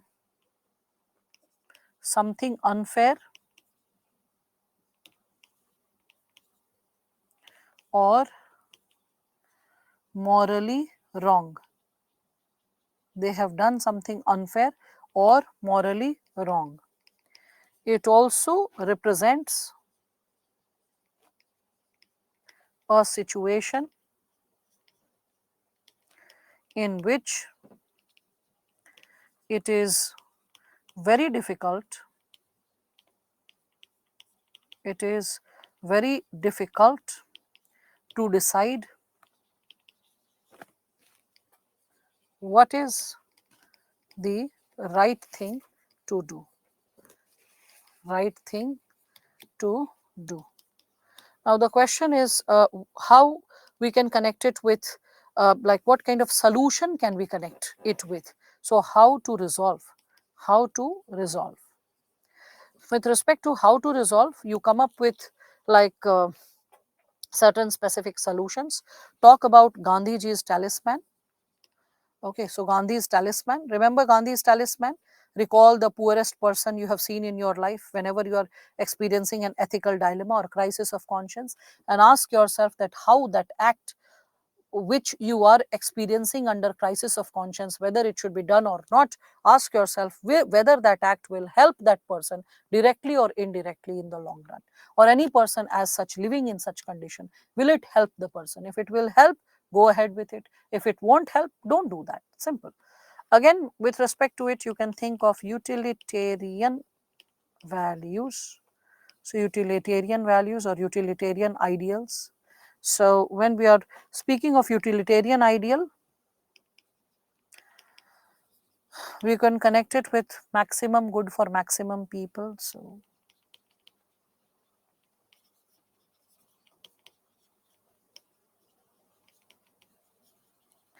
you can also connect it with Ubuntu philosophy. The Ubuntu philosophy is associated with Africa, which means I am because we are. This hyphenates interdependence and respecting diversity in a society. So this is associated with the narrative whereby an anthropologist goes to the, we can say, the forest region, and not forest region of like one of the tribes in Africa, and the person has a fruit, so offers it to a child. The child runs away and shares it with friends and relatives who are around their place. So the, the anthropologist is surprised seeing that sensitivity of the child. So next time gets a basket full of fruits, gives it to the child, and requests the child that do something. You eat it by yourself. You don't need to share it with anyone. So don't be under any pressure. Just enjoy it. Enjoy the fruit. So what happened was that the child, did not listen to that. The child ran away and just called all the friends, all the family members, and started sharing the fruits with them. To which again the anthropologists were surprised and said that when I gave it for you exclusively, why did you share it with others? To which the child said that Ubuntu means I am because we are, means I'm not existing in isolation. Whatever I am and whatever I'm becoming, it is because others are there. Okay, so these principles, these philosophies, when you keep this in mind, it will save you from taking immoral or unethical action. Any action which can, break the possibility of, we can say, rhythmic consonance of life, moral consonance of life, the possibility of living a more balanced existence, a more validated existence. All right. So with respect to this, take care of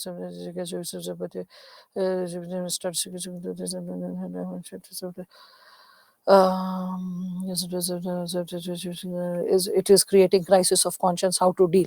Okay, so with respect to this, um, um, Maya, when you're writing your, so your is depicting me.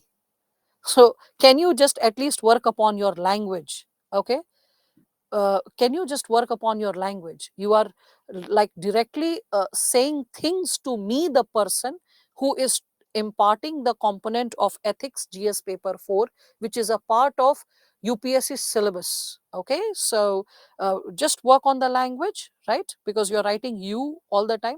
Now you're writing no ma'am, yes ma'am, so I can't get an idea of this. Okay, so okay, all right. So you can work on the language and you can raise the complaint at the right place and position, right?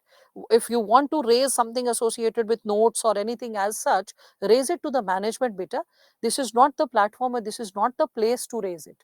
Here, you and I are interacting at a more personal level. This is more of a personal conversation we both are having. The platform is a mere facilitator.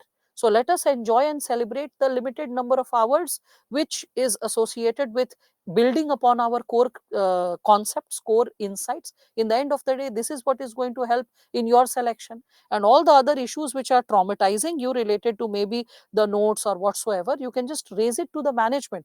No one is reading your comments here from the management. It is I, the person reading the comments. So it's not going to make a difference. Write it to the senior management. Okay, if there is anything associated with notes or anything you want to talk about, I am not the authority, and nor this is the right place. So it's better learn things from here, and whatever issues are there, raise it to the senior management. Though I think SME sir is also helping you.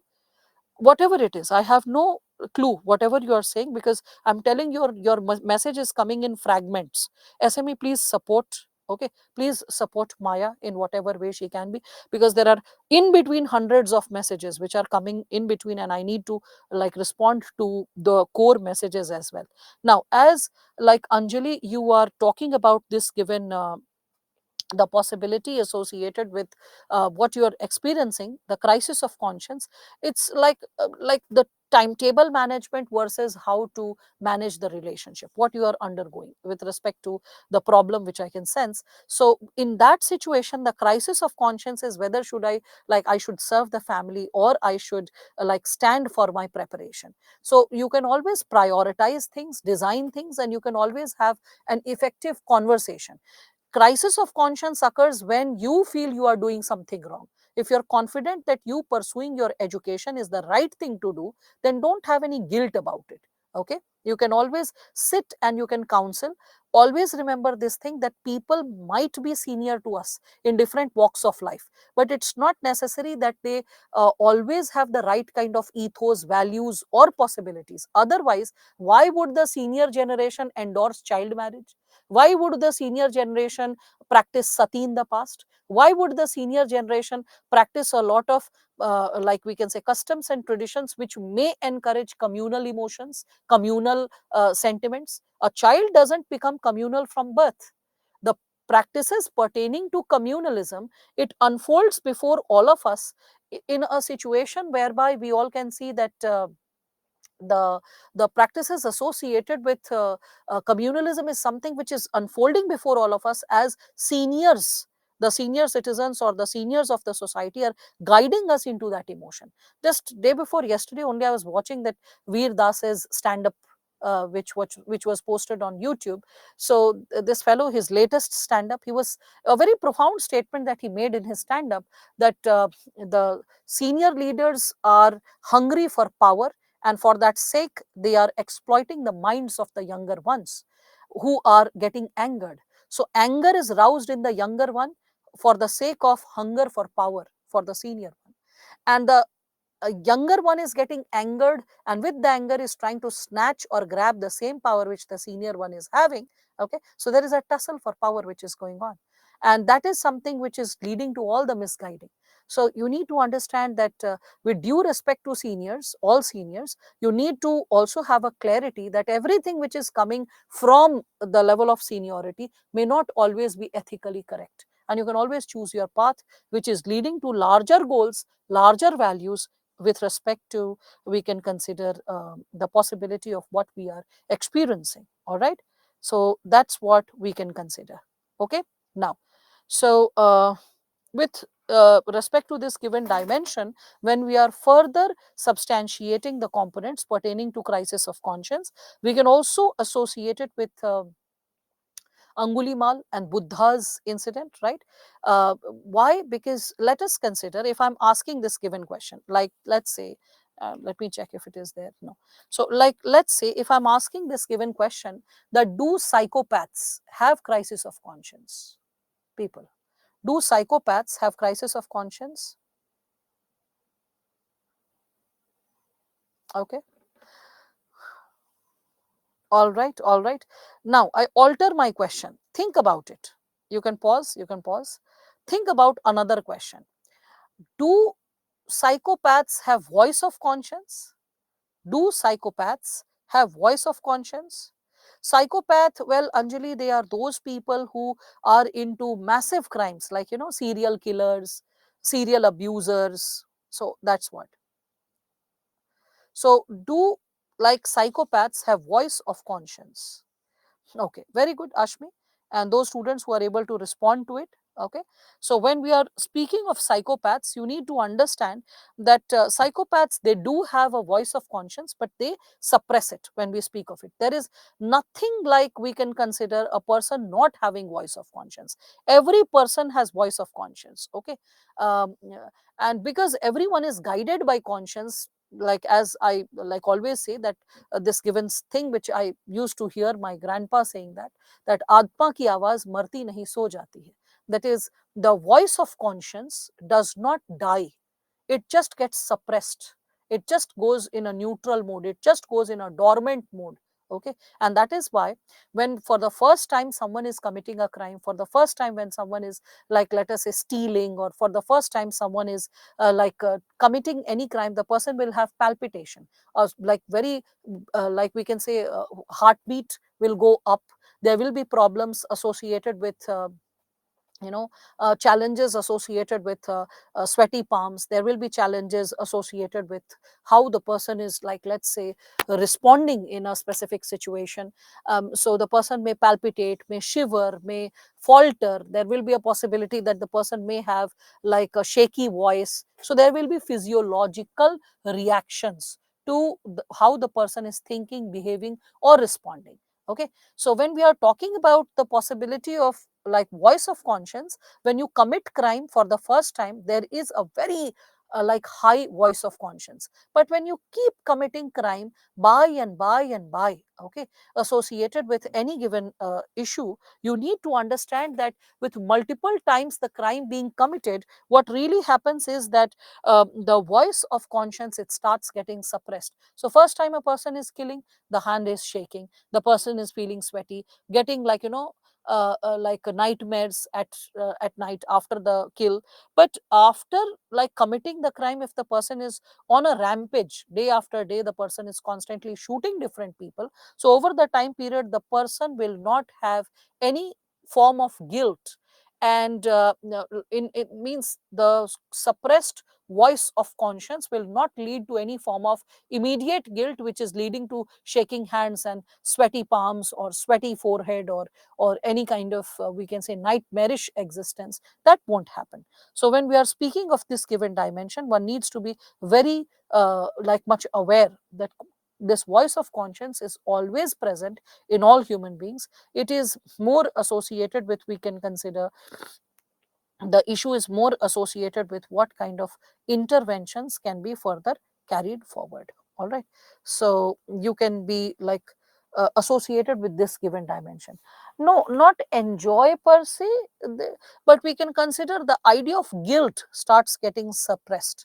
Okay, that idea of guilt can get suppressed. All right, that's what you can consider. So again, we can also ask that is like conscience, it means here conscience. So is conscience a reliable source of ethical decision making? Yeah, is it a reliable source of ethical decision making? Yes, yes, incidentally. Okay, so now your question was visible, Basaiya. Just keep posting the question. I think someone, either the SME or I, would just respond, because when I'm asking short questions, there is an array of answers coming up, Basaiya. Hence, the question gets suppressed. So keep posting it somewhere. I'll just catch it. So can we say that slowly the voice of conscience gets dormant? Yes. When we are dishonoring it multiple times, it gets like in a dormant mode. Okay, so is it a reliable source in ethical decision making? So you can say mostly yes. Mostly yes.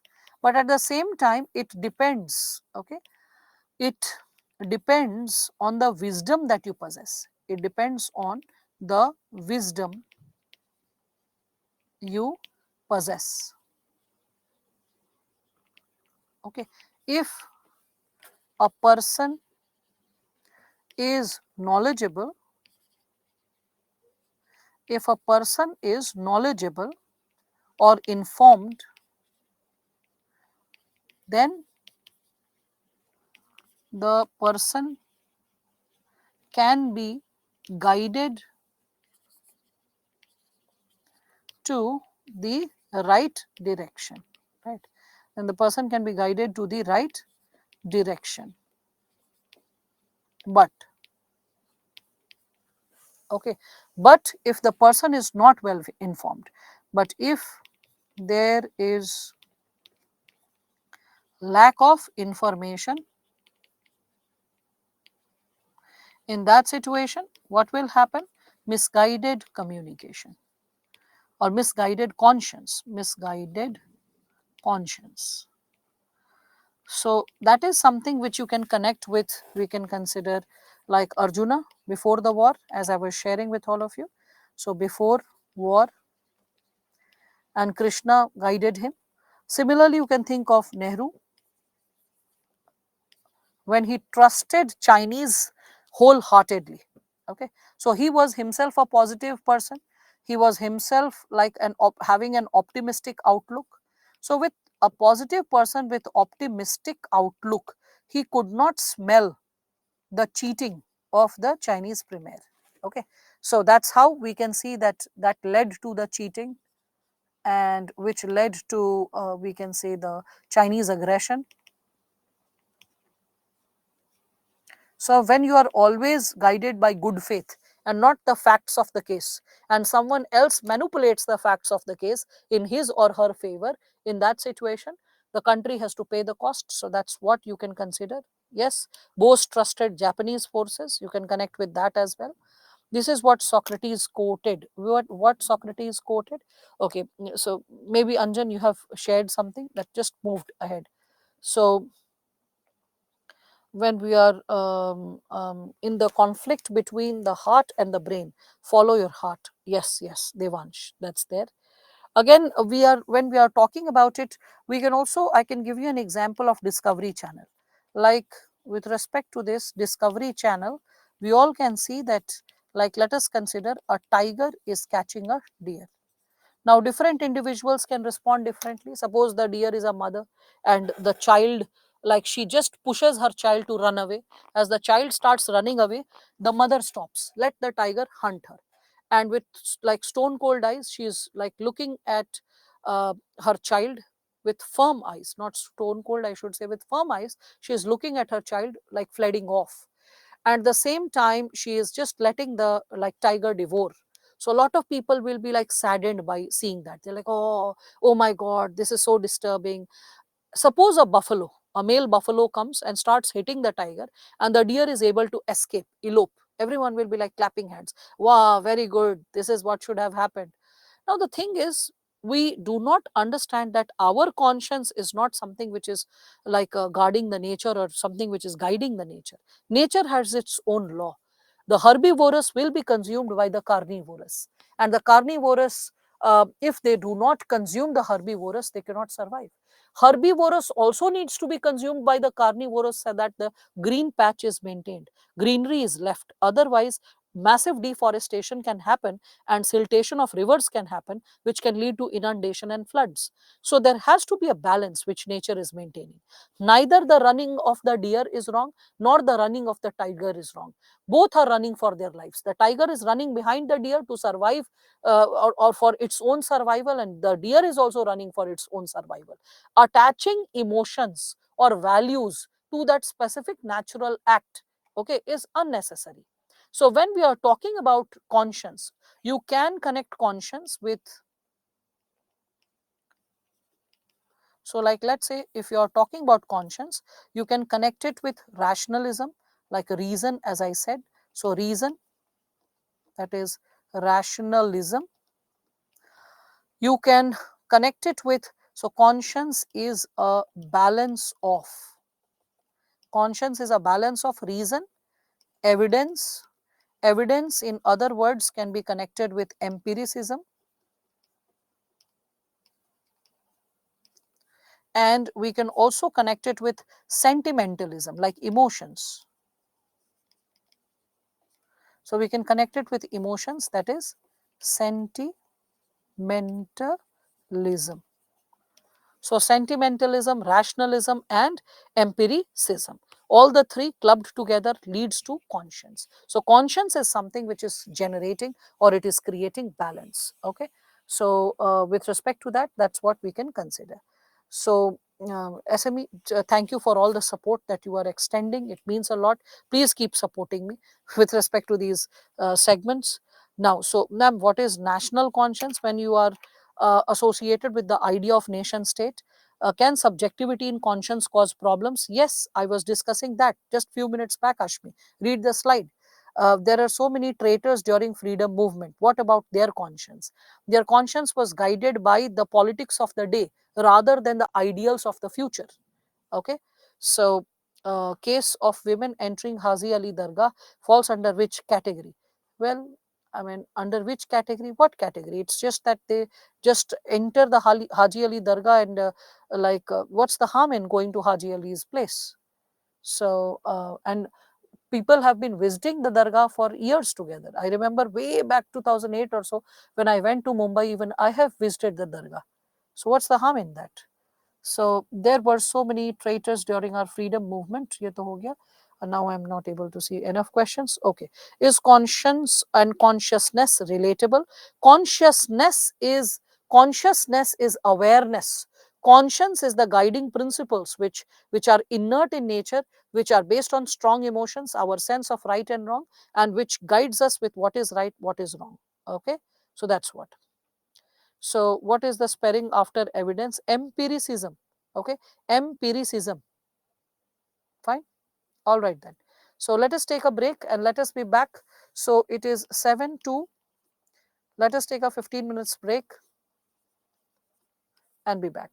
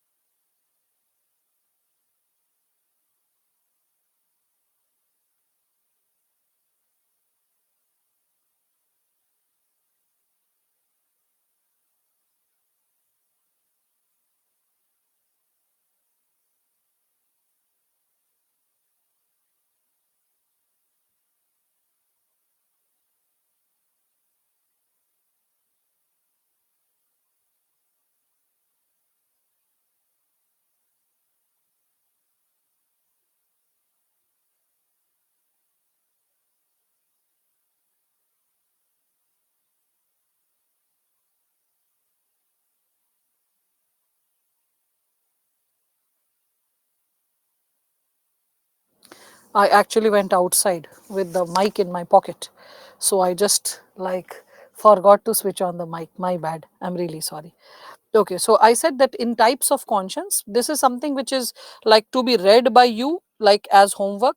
So this is something which will guide you with respect to how you can witness about conscience from various perspectives that's unfolding before all of us. So, with respect to the dimension of types of conscience, when we are talking about it, we can connect with respect to it in the dimension of true conscience. True conscience is based on evidence, it is based on judgment and logic, it is associated with accurate application of law in action.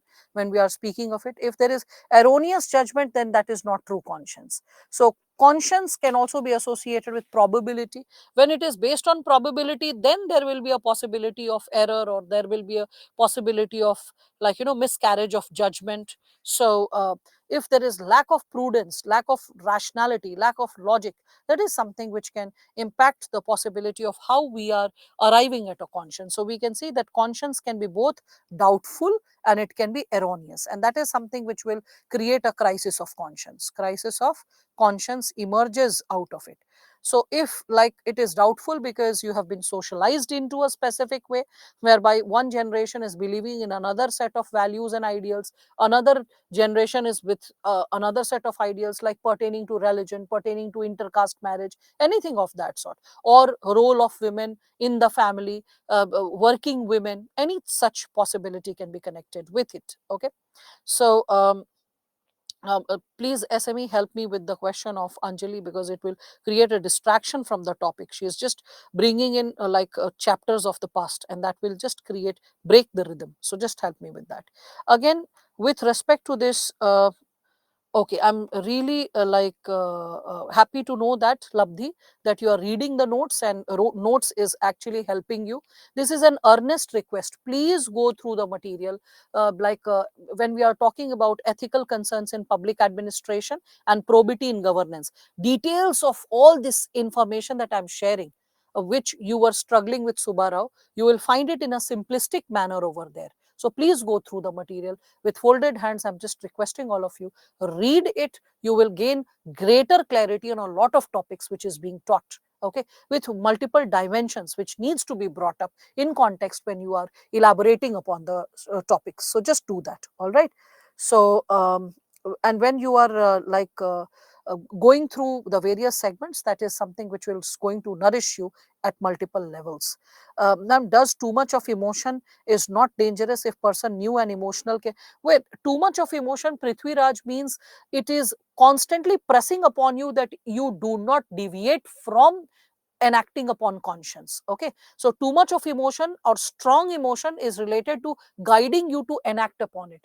Too much of emotion does not mean here obsessing over emotion like anger or love or hurt, something like that. It's not obsessing over emotion here. When we use the word strong emotion, because I did not use the word too much emotion, I use the word strong emotion. So strong emotion is something which is guiding you to enact in line with the conscience, not like defy the conscience. Okay, so I've given you some extra material to reflect upon the component of conscience. It is expected that go through it, like ethical principles that are governing conscience, or after ethical principles governing conscience, like, which you can see it is divided into various subparts, the reflection of how conscience needs to be practiced in day to day life, like in all, we can say, sectors, and how our levels of social background, like our class, our level of education, our level of exposure, also guides conscience. All those segments are given over here, which is giving us a sense of right and wrong. So it is requested, please run through it, please read it.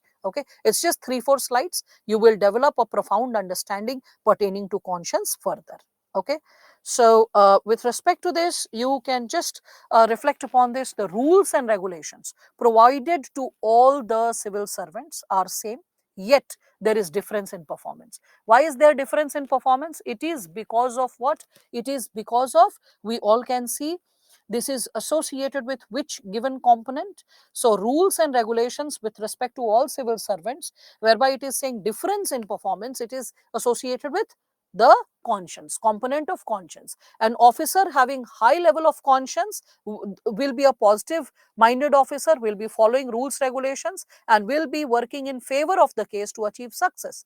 Whereas a person having suppressed conscience, or like the officers who are into corrupt activities, so they are negative minded officers. When conscience is suppressed, then interpretation can go wrong, and in that case people can suffer, the common demos can suffer, the office can suffer with rights wrong set of work ethos, work culture, when the person is not truly motivated. So you have to discuss it with illustrations. The prime question is discuss. Okay, so bring in conscience over here and then discuss.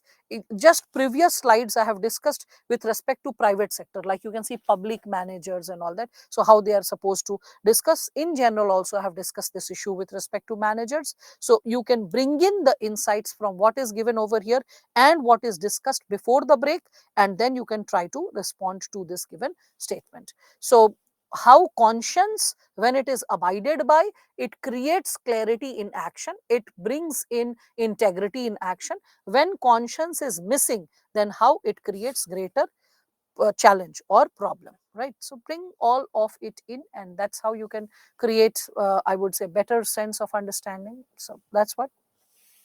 Further, with respect to this given segment, yes, I'm glad to know, Labdhi, that you are understanding the questions now.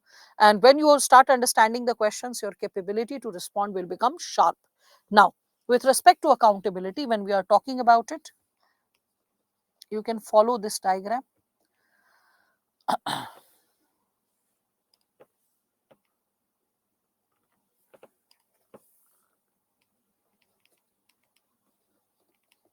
So accountability, then we can write down ethical governance,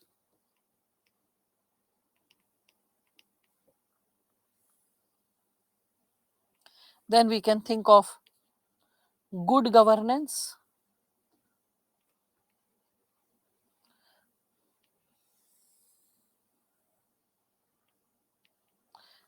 and then we can think of governance. So accountability is at the core of governance. Whenever we are speaking of governance, good governance, ethical governance, accountability is at the core. Okay, so when we are talking about first and foremost governance, what is governance? It is the manner in which power is exercised. Manner in which power is exercised. And power is exercised for what purpose? So we all can see that power is exercised for, like we can say, utilization of a country's resources, for utilization of a country's resources. Okay, a country's resources for we can consider its maintenance and development functions. Maintenance and development functions, right? So when we are discussing about like this given subsegment, what is governance, that's how you can understand it. Then comes what is good governance. Now there is, we can see this prefix called good over here. Okay, so what do we imply when we are speaking of good governance? Okay, so when good gets added, we can connect it with like a value based dimension. So good is a value based dimension, and with the value based dimension, we can consider that it incorporates both, it includes both, it includes both, includes both what means as well as ends. So when we say goods, like good governance, you are taking care of the means as well as the ends, right? So your means oriented value and ends oriented value, both are taken care of. That means you are taking care of, we can consider like whatever you are doing, you are taking care of democracy, you are taking care of professional ethics, you are taking care of what ought to be like adhered to as a citizen. You are also like depending or reflecting upon the ethics and morality of ethics and morality in a given social context when we are speaking of good governance per se. Yes, deontology and teleology is incorporated in good governance. And here you can see, like for example, Kautilya, he said that in the happiness of subjects lies the happiness of the king. So that was the idea of good governance according to him. Or for that matter, when we are talking about Gandhiji, so when Gandhiji is speaking of, like, let's say the term Suraj, okay, so Suraj, what is Su? Su is good, so Suraj. Or like if I said Kautilya, maybe I should just quote. So Kautilya is saying that in the happiness of the subjects, so in the happiness of subjects, in the happiness of the subjects lies the happiness of the king, lies the happiness of the king. And that is how you are able to understand. Okay. Further, when we are speaking of it, you can also connect with good governance with respect to 8 pillars of good governance. 8 pillars of good governance, quote this in the answer. Connect it with United Nations, as it was initially given in by United Nations, later endorsed by second ARC. So in second ARC also it is incorporated. So what are the 8 pillars of good governance? Or suppose it is written, what are the qualities of good governance? What is the aptitude related to good governance? So bring in these words, bring in the words like transparency, bring in the words like accountability. Okay, so accountability, consensus, okay, consensus oriented. You can connect it with participatory, participatory. You can think of it with respect to rule of law. Then efficient and effective government. So effective and efficient. Please connect it also with responsible government. So responsible. Then equitable. And last but not the least, so equitable and inclusive. All right, because when you are equitable, you are exercising inclusivity, both are one and the same. So this is something which you are supposed to connect with. Also connected with the chapter of probity in governance, this is something which you should also connect it with probity when that will be discussed. So probity in governance. All right. So yes, connected with Nolan principles, Ram Rajya, very good, very good. I appreciate all of you are able to connect. Utilitarian Vivek, it means utilitarianism means when in the like a maximum good for the maximum people, when you are believing in this principle, that is the principle of utilitarianism. Okay. Now, when you are understanding this, then you can reflect upon what is ethical governance. Okay. So after understanding good governance, right, inclusive growth, these terms, right? When you are talking about rehabilitation of the poor, so rehabilitation drives, rehabilitation of the poor, you can connect all of it with respect to ethical governance when we are discussing about the same, right? So with respect to this, when we like reflect and when we are substantiating the components of ethical governance. So ethical governance will be related to what? So ethical governance will be related to prohibition of all forms of favoritism, corruption. Okay, so prohibition of all forms of corruption and favoritism. So connect it with the chapter of probity in governance, as I shared few minutes back again. So favoritism. Okay, connect it with probity, probity, connect it with justice, connect it with equality, probity, justice, and equality. When all these values are taken care of, then ethical governance is put to action. Then ethical governance is exercised. You can also connect it with accountability and responsibility. So, accountability and responsibility. Then you are behaving with ethical components in governance. So, ethical governance is this when we are discussing about it. So, further, when we are discussing about it, what is accountability? because see, here we are reflecting upon accountability and ethical governance. So we reflected upon what is governance, then we reflected upon what is good governance, then we discussed about what is ethical governance, and after this we can reflect upon what is accountability. So accountability is what? So it is associated with the possibility of you are ensuring that the actions and decisions taken by a civil servant, it is always put under oversight. You are observing it, you can cross check it, you are able to guarantee it. Why are you overseeing it? Because you can guarantee that you have followed the action, you have fulfilled the basic prerequisite. Okay, the governmental initiatives and objectives have been fulfilled, okay, which were supposed to be taken up. So the concept of accountability, it is associated with answerability and enforceability. What is answerable? When you are like, let's say, obligation of the government is there, whereby it is informing the people, okay, it is making the people aware of all the information. So obligation to provide information, and along with obligation to provide information, you also have to justify why you enacted upon a situation in a specific manner. So to provide information along with justification is associated with answerability. Okay, further we can see enforcement, we are when we are discussing about it. So enforcement is associated with public or institution is responsible, it is accountable, and it is like sanctioning a specific behavior. It is when we say enforce law, so while enforcing law, what do we imply to say? So it is associated with making the body responsible to execute upon the law. That's what it means. So enforcement is also there in accountability, where you can sanction, or you can also like sanction to the offending party, or you can also provide remedy to the contravening party. So enforcement of law can be associated with both sanctions as well as remedies, whereby you are executing the law, you are putting the law in action. Yes, imparting the law for the citizens, right?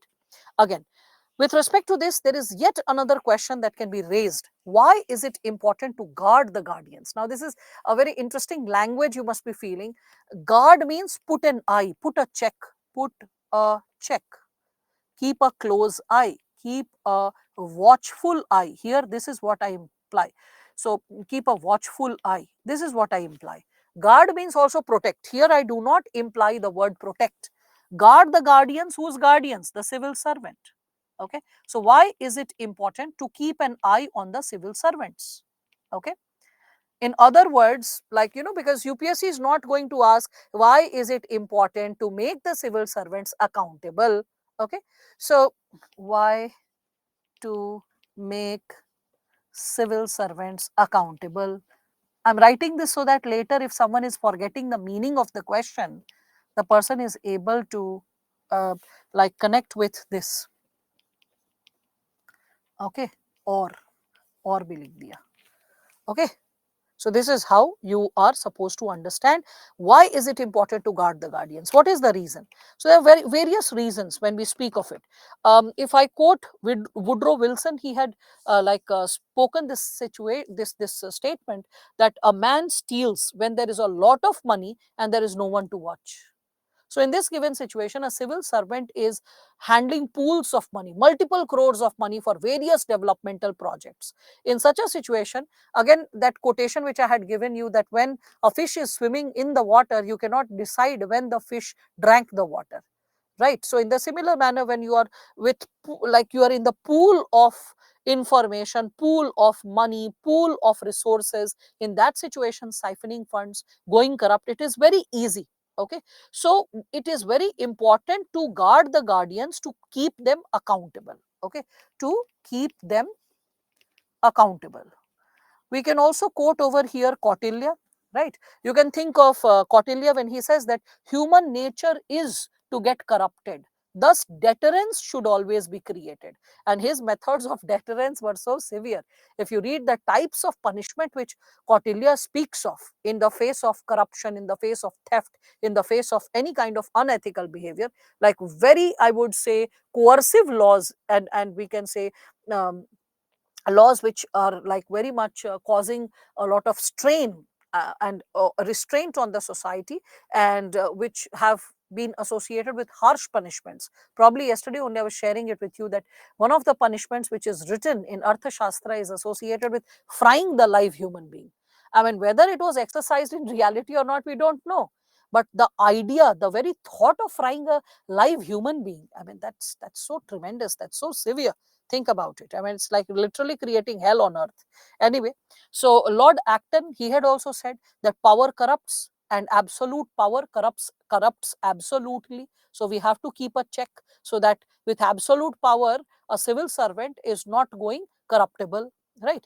So you can think of all that. Again, with great power comes great responsibility. Recall all those quotations, put it like over here when we are discussing about this. Okay, so it is very natural for a civil servant to get motivated to take bribe. Think about all those situations. Hence, it is very important to make the civil servants hold accountable for all the resources that they are managing, all the resources that they are surrounded by, because we need to understand that without accountability, the bureaucracy will become like a Frankenstein's monster. Okay, bureaucracy will become like Frankenstein's monster. You know what happened with respect to Frankenstein? Because many of you may not have read this piece of literature. So this monster, like actually the experiment was carried forward by a biologist. So the biologist was uniting parts of different human beings, someone's heart, someone's eyes, the best of the organs, and uniting it all, and a huge monster like creature got created after stitching it.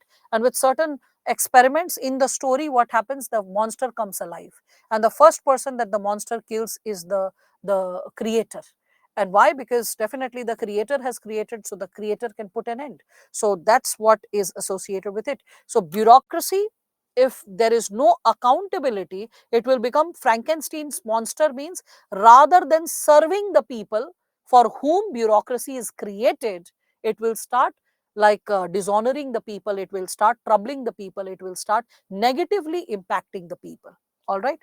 Yes, it was by Mary Shelley. I'm glad to know that, Pragya, that you have read. Great.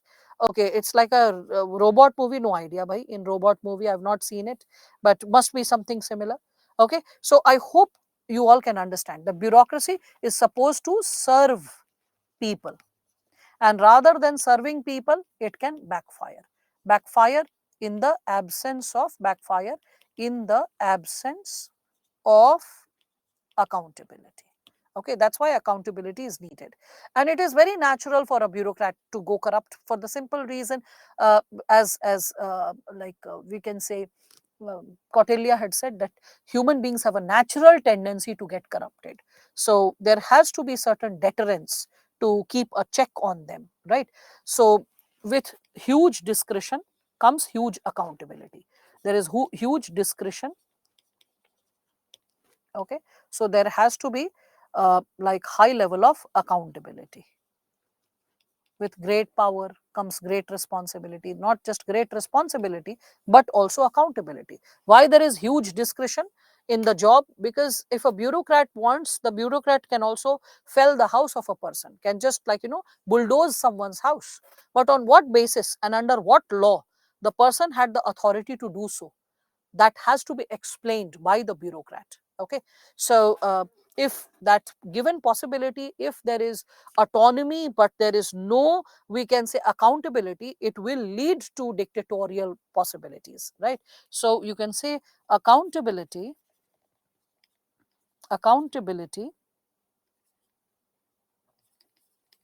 is inversely proportional, inversely proportional, inversely proportional to, we can consider, um, autonomy. Okay, so if there is discretion, if there is autonomy, then in this given situation, misuse and abuse of power can happen. That's why we can see that post LPG, liberalization, privatization, globalization, we can see decentralization of power is occurring. In the process of decentralization of power, we can see that there is increased role of public private partnership. We can see there is increased role of people. So There is people's empowerment. We can see that happening. People's empowerment. We can also see like participation of people as not beneficiaries but as stakeholders. Okay. So, like not beneficiaries, people are not to be treated as beneficiaries. This awareness is coming. They have to be treated as stakeholders. We can also see that the component of, like, we can say the civil society, the role of NGOs, pressure groups, right, civil society, all that is constantly increasing to bring in greater transparency, to bring in greater, like we can say, possibility of keeping a check over the power of the bureaucrat. Yes, end of license Raj. Monopoly plus discretion minus accountability is corruption. The formula that I always share with all of you. So yes, you can use it in paper too. You can use it in the last chapter, probity in governance, there also. If not keep in check, the power will ask people to serve them instead of serving them. Yes, so very true. That's what beneficiary to stakeholder mentality is, what is necessary. So, for example, during the times of Diwali, the police officers asking small roadside vendors to give them stuff for free. Yeah, that's also there. That's also there. So, all those possibilities need to be kept under check. Definitely, we can talk about this given possibility. So, decentralization is something which is going to bring about a change. So, you can also talk about the possibility of the system needs to be activated. The second ARC is talking about the principle of subsidiary. Okay, so second ARC and talk about principle of subsidiary. Principle of subsidiary. एक minute, बाद में सब बोलेंगे समझ में नहीं आ रहा है. Subsidiary. What is this principle of subsidiary? Okay, so this principle of subsidiary is, it holds that the central or any central, so a central authority should have a subsidiary. Means everything should not be performed by the central authority, it should be outsourced. Okay, so should have a subsidiary, that is performing only those tasks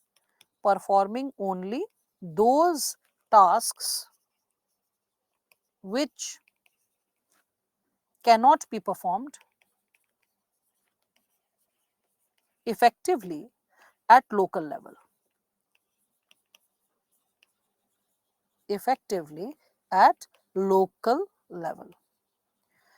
Right, so that is something which you need to connect with. So hence there has to be a balance between, we can consider accountability with autonomy. That's how you are supposed to consider. So why do we need to guard the guardians? What is the purpose? So the purpose of guarding the guardians is to ensure that abuse of power does not occur. Therefore, we need to stop abuse of power, prevent abuse of power, right? And all the goals enshrined in the constitution, we can connect it with the second ARC, the transparency, accountability. Okay, all that is a pre-requirement for having a community oriented approach towards development, a citizen centric approach towards delivery of public services. Okay, so we need to constantly follow, we can say, ethical behavior at covert level as well as inert level. From inside also ethical behavior should be guiding, outside also ethical behavior ought to be exercised, and that is how we will be able to balance autonomy with accountability. Okay, and that is the greatest dilemmas of popular government. So that is how you can like balance accountability with autonomy. Again, when you further discuss about types of accountability or types of obligations or types of responsibilities, okay, this is something which I believe all of you can connect with. What is the word after performing only those? Performing only those. Okay, performing only those के बाद यहाँ tasks TASKS.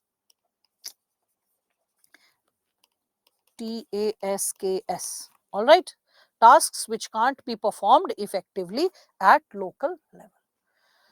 Fine. Now, with respect to types, so ma'am till we don't have internal ethics, it can't be expressed externally. So very true, so very true. What is the word after ye to ho gaya? Stakeholders are people. Yeah, yeah, stakeholders are people who are aware of their rights. Beneficiaries are like receivers. My baap de do, please give me. So beneficiaries are more like at receiving end. Stakeholders are the ones who are demanding their rights, who are aware of their rights, who are ensuring that there is transparency and accountability in the system. So stakeholder is the empowered citizen. Beneficiary is the citizen who's at the receiver's end, who's not so empowered. Okay. So I hope you can connect and differentiate between the two. Post independence, like, we developed we have lived mostly the possibility of beneficiary. The people, the citizen centric approach have been more like beneficiary approach. Now we need to move from beneficiary approach to, we can say, the approach associated with stakeholder mentality. Okay, so stakeholders can be anyone. Stakeholder is the larger society which is holding the, we can say, MLA accountable, the MP accountable, asking them that what are you doing, what ought to be done. So that's what. Okay, can minimum state interference reduce corruption? Yes, yes, yes. We can consider that with minimum state interference, only state interference in crucial things like defense, like education, like healthcare. But for other areas, when you go for privatization, you can regulate to whom to give the tender, what is the nature of services that are provided. You don't know what was the nature of internet in 2008 and 9. We are the victims of that generation, because in those times there used to be this MTNL in Delhi, an MTNL Garuda. And I still remember there used to be, like, in Mukherjee Nagar area where I briefly stayed. So I used to call up the guy whenever there was a snap in the internet. I used to call up, hello, there is no internet. And I used to, in those times also, we used to pay a heavy amount. Like me and my friend, we were paying 650 rupees. So we used to call up that, hello, internet is not coming. There is a problem in the link. That fellow is like, oh, there must be some dust on the wire. I'll come and I'll clean it. I was like, when? Oh, I have a lot of work. I'll come within a day or two. After 2 3 days also the fellow is not there. Again you are calling up, you are going to the office, then you are like, requesting. Then the guy is coming very in a relaxed pace. A day or two later is like, oh, I mean, like, I was so worked up, no problem, having tea also, like, just dusting off the, we can say, carbon on the wire, and everything is smooth, everything starts working again. And you are like, okay, finally things are happening. And like, it was too arbitrary. So I used to get very irritated that when I'm paying for 30 days, why am I getting services for 26 days or 27 days? Nowadays, if there is a break in the link, you can always raise a complaint, you can always change the services. That's what privatization does. It brings in competency, it brings in, we can say, quality, it brings in alternative choices. Okay, so that's what we can connect with. Fine, ma'am, it used to take 2 days to open Facebook. Okay, all right. So earlier I thought that ethics would have, now it looks interesting. Okay, I'm glad to know that, Anuishka. But that would lead to evils of capitalism. Yes, and capitalism is kept under check by not letting everything get privatized. There is a PPP model possibility also, Anurag, right? So can we also include CVC and reforms? Yes, you can include CVC and all the reforms. Okay, but it also got costlier. Yes, it got costlier, but everything is hit by inflation. Vanshika, today I pay 850 for the internet, the, like, we can say, the internet connectivity which I get at home, but it is seamless. I can take sessions, I can, like, perform a lot of work, I can download videos within a minute, and I can, like, upload them, like, within, again, a few minutes. So all those possibilities are there. So yes, mixed economy is something which is creating the possibility of balance. So when we are talking about types of accountability, we can discuss it from various perspectives. So like, you can start it with constitutional obligation or responsibility. So when we are talking about constitutional obligation or responsibility, you can think of Article 310. In Article 310, there is doctrine of pleasure of the president. You can think of that. You can think of Article 312 also. You can think of Article 309 as well. 309 is like the power of the parliament to provide services, specific services or service conditions for the civil servants. Okay. Simultaneously, with respect to the constitutional obligations or the constitutional, we can say, accountability of what the civil servants are getting in terms of the power, in terms of the we can say power or intervention that they can create. Along with that, we can also see that there is Article 37. So Article 37, which says that a civil servant should always work in line with DPSP, always work in line with the DPSPs. So, you think of that. Again, you can think of political obligations. Political obligations. Now, with respect to political obligations, the question arises, okay, with respect to doctrine of ministerial responsibility. Who is finally responsible if things go wrong? Okay, who is finally responsible with respect to civil servants? So I was discussing about, remember, the principle of anonymity. In the principle of anonymity, I had shared this with all of you, that a civil servant is supposed to remain anonymous, not glorify the possibility of I did this, I did that, because a civil servant is a part of the system who has conducted the work. It is the minister, or it is, we can say, the political leader who is supposed to lead the entire pack, lead the entire game. So if things go wrong, it is the politician who is supposed to be blamed.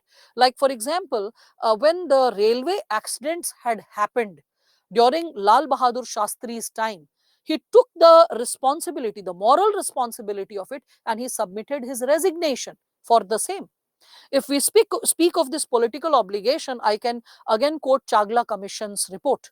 What happened was that there was this Mundra scam in 1957, and the Mundra scam was quite sensational because the money of LIC was used to purchase the shares of Mundra, because of which the shares of Mundra shot up. So this entire situation, this this entire issue went under the scanner.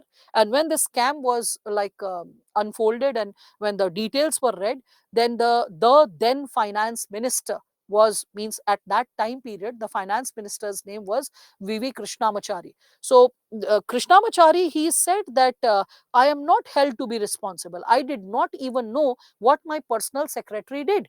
So rather, sorry, personal secretary, I'm saying finance secretary did. And at that time, finance secretary was Mr. Patel.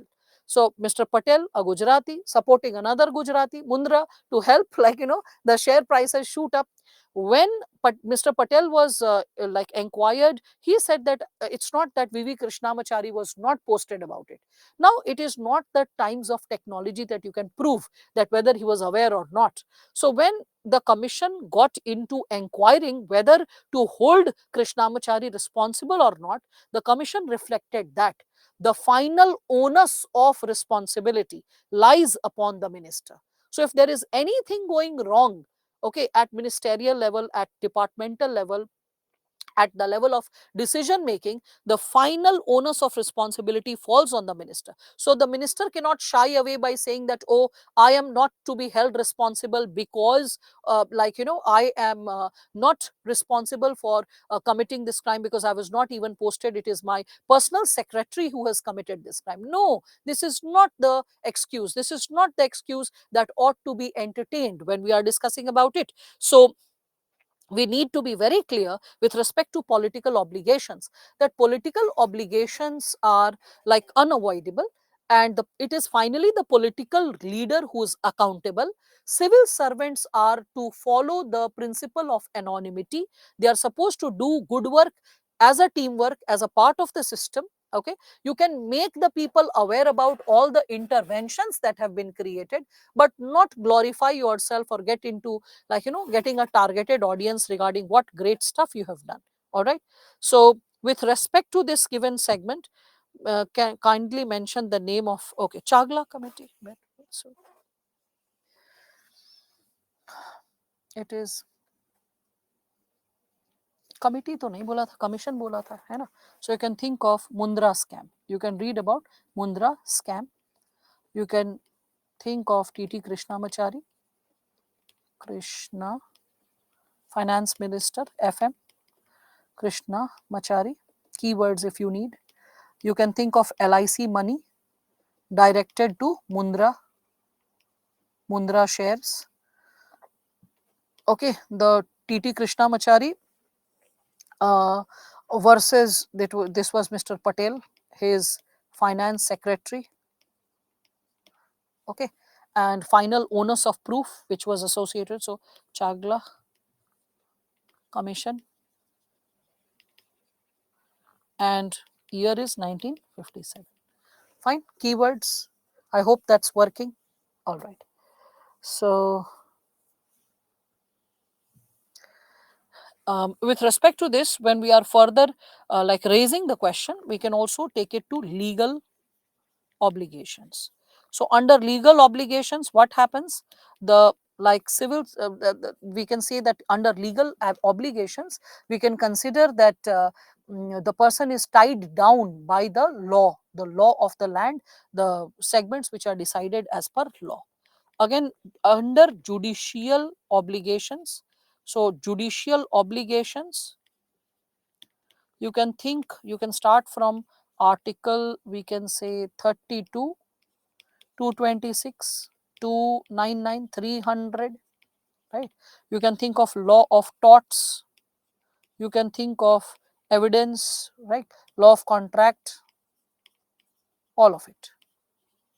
So as a bureaucrat, you are supposed to follow specific set of laws when we are speaking of it. Okay, so with respect to this, when we are discussing about the judicial obligations, it is like you have to look into the concerns pertaining to what is unfolding as per the legal, we can say, adjudications which have been, or judgments which have been conducted in the past, and how it is guiding our present course of action. Also the existence of, we can say, evidence law, law of torts, we can say, like, you know, the component of this law of contract. So all the CPCs, CRPC, all of it, CPC keh diya, IPC, Indian Penal Code, CRPC, okay, Criminal Procedure Code, and you can think of all these possibilities which will guide the possibility of how to arrive at a specific judgment. So as a civil servant, if you are getting stuck that how to be more accountable, recall all the previous judgments that you have read in reference to your area of power. You'll, in your training period, you will be exposed to popular cases and how adjudication was done, how a person arrived at a solution, and then get inspired by that, get empowered with it, memorize it. When you are receiving similar situations, then you also can enact accordingly. All right. So in the light of the situation, again, there can be national obligations. So national obligations means you can never deny the interest of the nation state. Okay, you can never go against the sovereign state. Again, there can be democratic obligations. So democratic obligations can be associated with secularism, tolerance, equality, right? Then you can also connect it with professional obligations. So every profession has specific obligations, like a doctor's profession, or a lawyer's profession, or a teacher's profession. In the similar manner, a civil servant's profession, so it is guided by code of conduct. So you can connect it with the code of conduct related to every profession. Then you can connect it with moral obligations. So moral obligations are associated with, we can say, it leads to moral responsibilities, what a civil servant morally ought to do. Okay, so the problem is associated with how the decision is implemented. As I told you, moral obligation was the reason because of which Lal Bahadur Shastri submitted his resignation due to the rail accident. Moral obligation was the reason because of which we can see that Sardar Vallabhbhai Patel also proposed to give his resignation after Gandhiji's assassination, because he said that I am the home minister. I was already posted about the information that Gandhiji's life is under threat, and I was supposed to extend, like, you know, security for his life. So I failed in extending the security, hence I would submit my resignation. So last but not the least, you can think of obligations to humanity. So obligations towards humanity, right? So that is something which you can maintain. Vivek, anonymity does not mean the person cannot enjoy his life. Anonymity means, I mean, you can have your personal life. That does not mean it does not mean that you start getting your pictures clicked and you become the hero, that I am doing this today, I am doing that today, this banner, this thing. I mean, like, it should not be about you, it should be about the work. So if you are making the people aware about the work, there's no problem. But if you are glorifying that I have done this, I have done that, you're no like political leader, that you are like harping upon sensationalism and you have to garner votes. Like your seniors, you are going to serve the system for another 30-35 years, along with all the juniors and seniors. The entire system is going to work upon the solution. So individual glorification, singham, male singham, lady singham, all that is problematic. Okay, that's why anonymity. Do the good work, don't try to lap up the, we can say, sensationalism and all the popularity. For that, political leaders are there. So know your place and work accordingly. All right. Further, so ma'am, being anonymous is also comes under ethical behavior. Yes, Payal.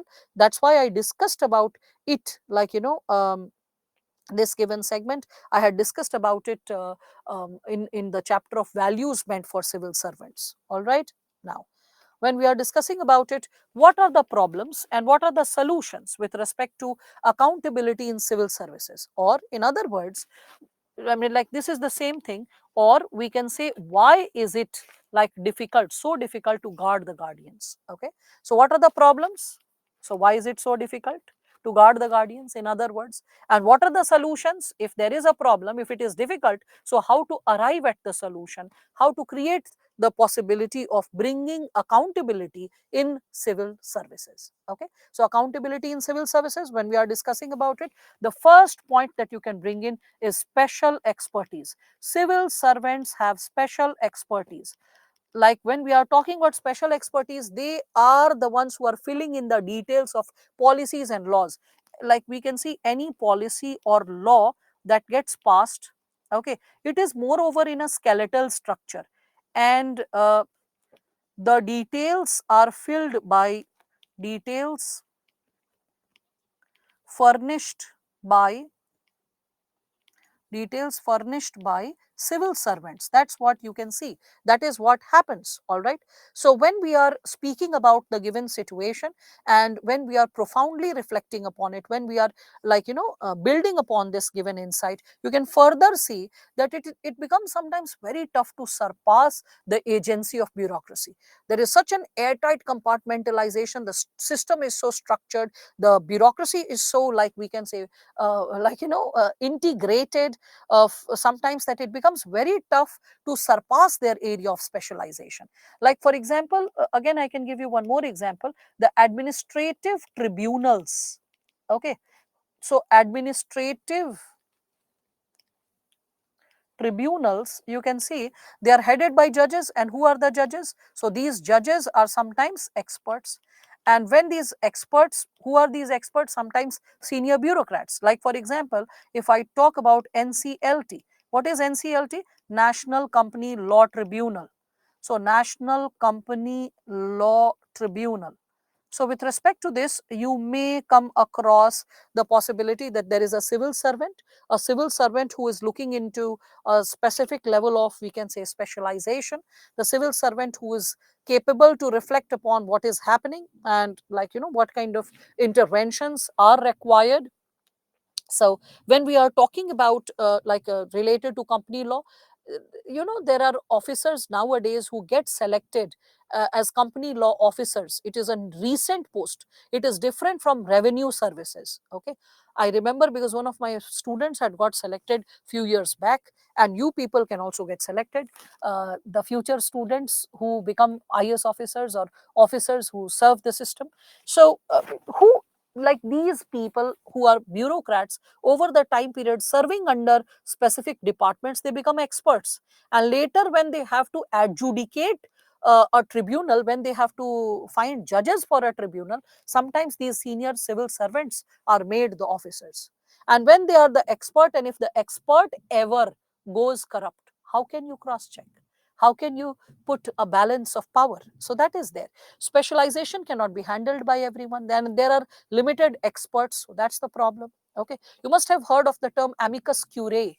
Amicus curiae is the expert who is giving his opinion or her opinion to the court, and the person is assisting in the process of law. So if tomorrow, like let us consider amicus curiae goes corrupt, who's going to save the system, right? So bureaucrat, the bureaucrat is the one who is like fulfilling the details and the duties pertaining to like special types of expertise. If that is manipulated, if that is like contorted, it is going to corrupt the system, it is going to corrupt the due process of law.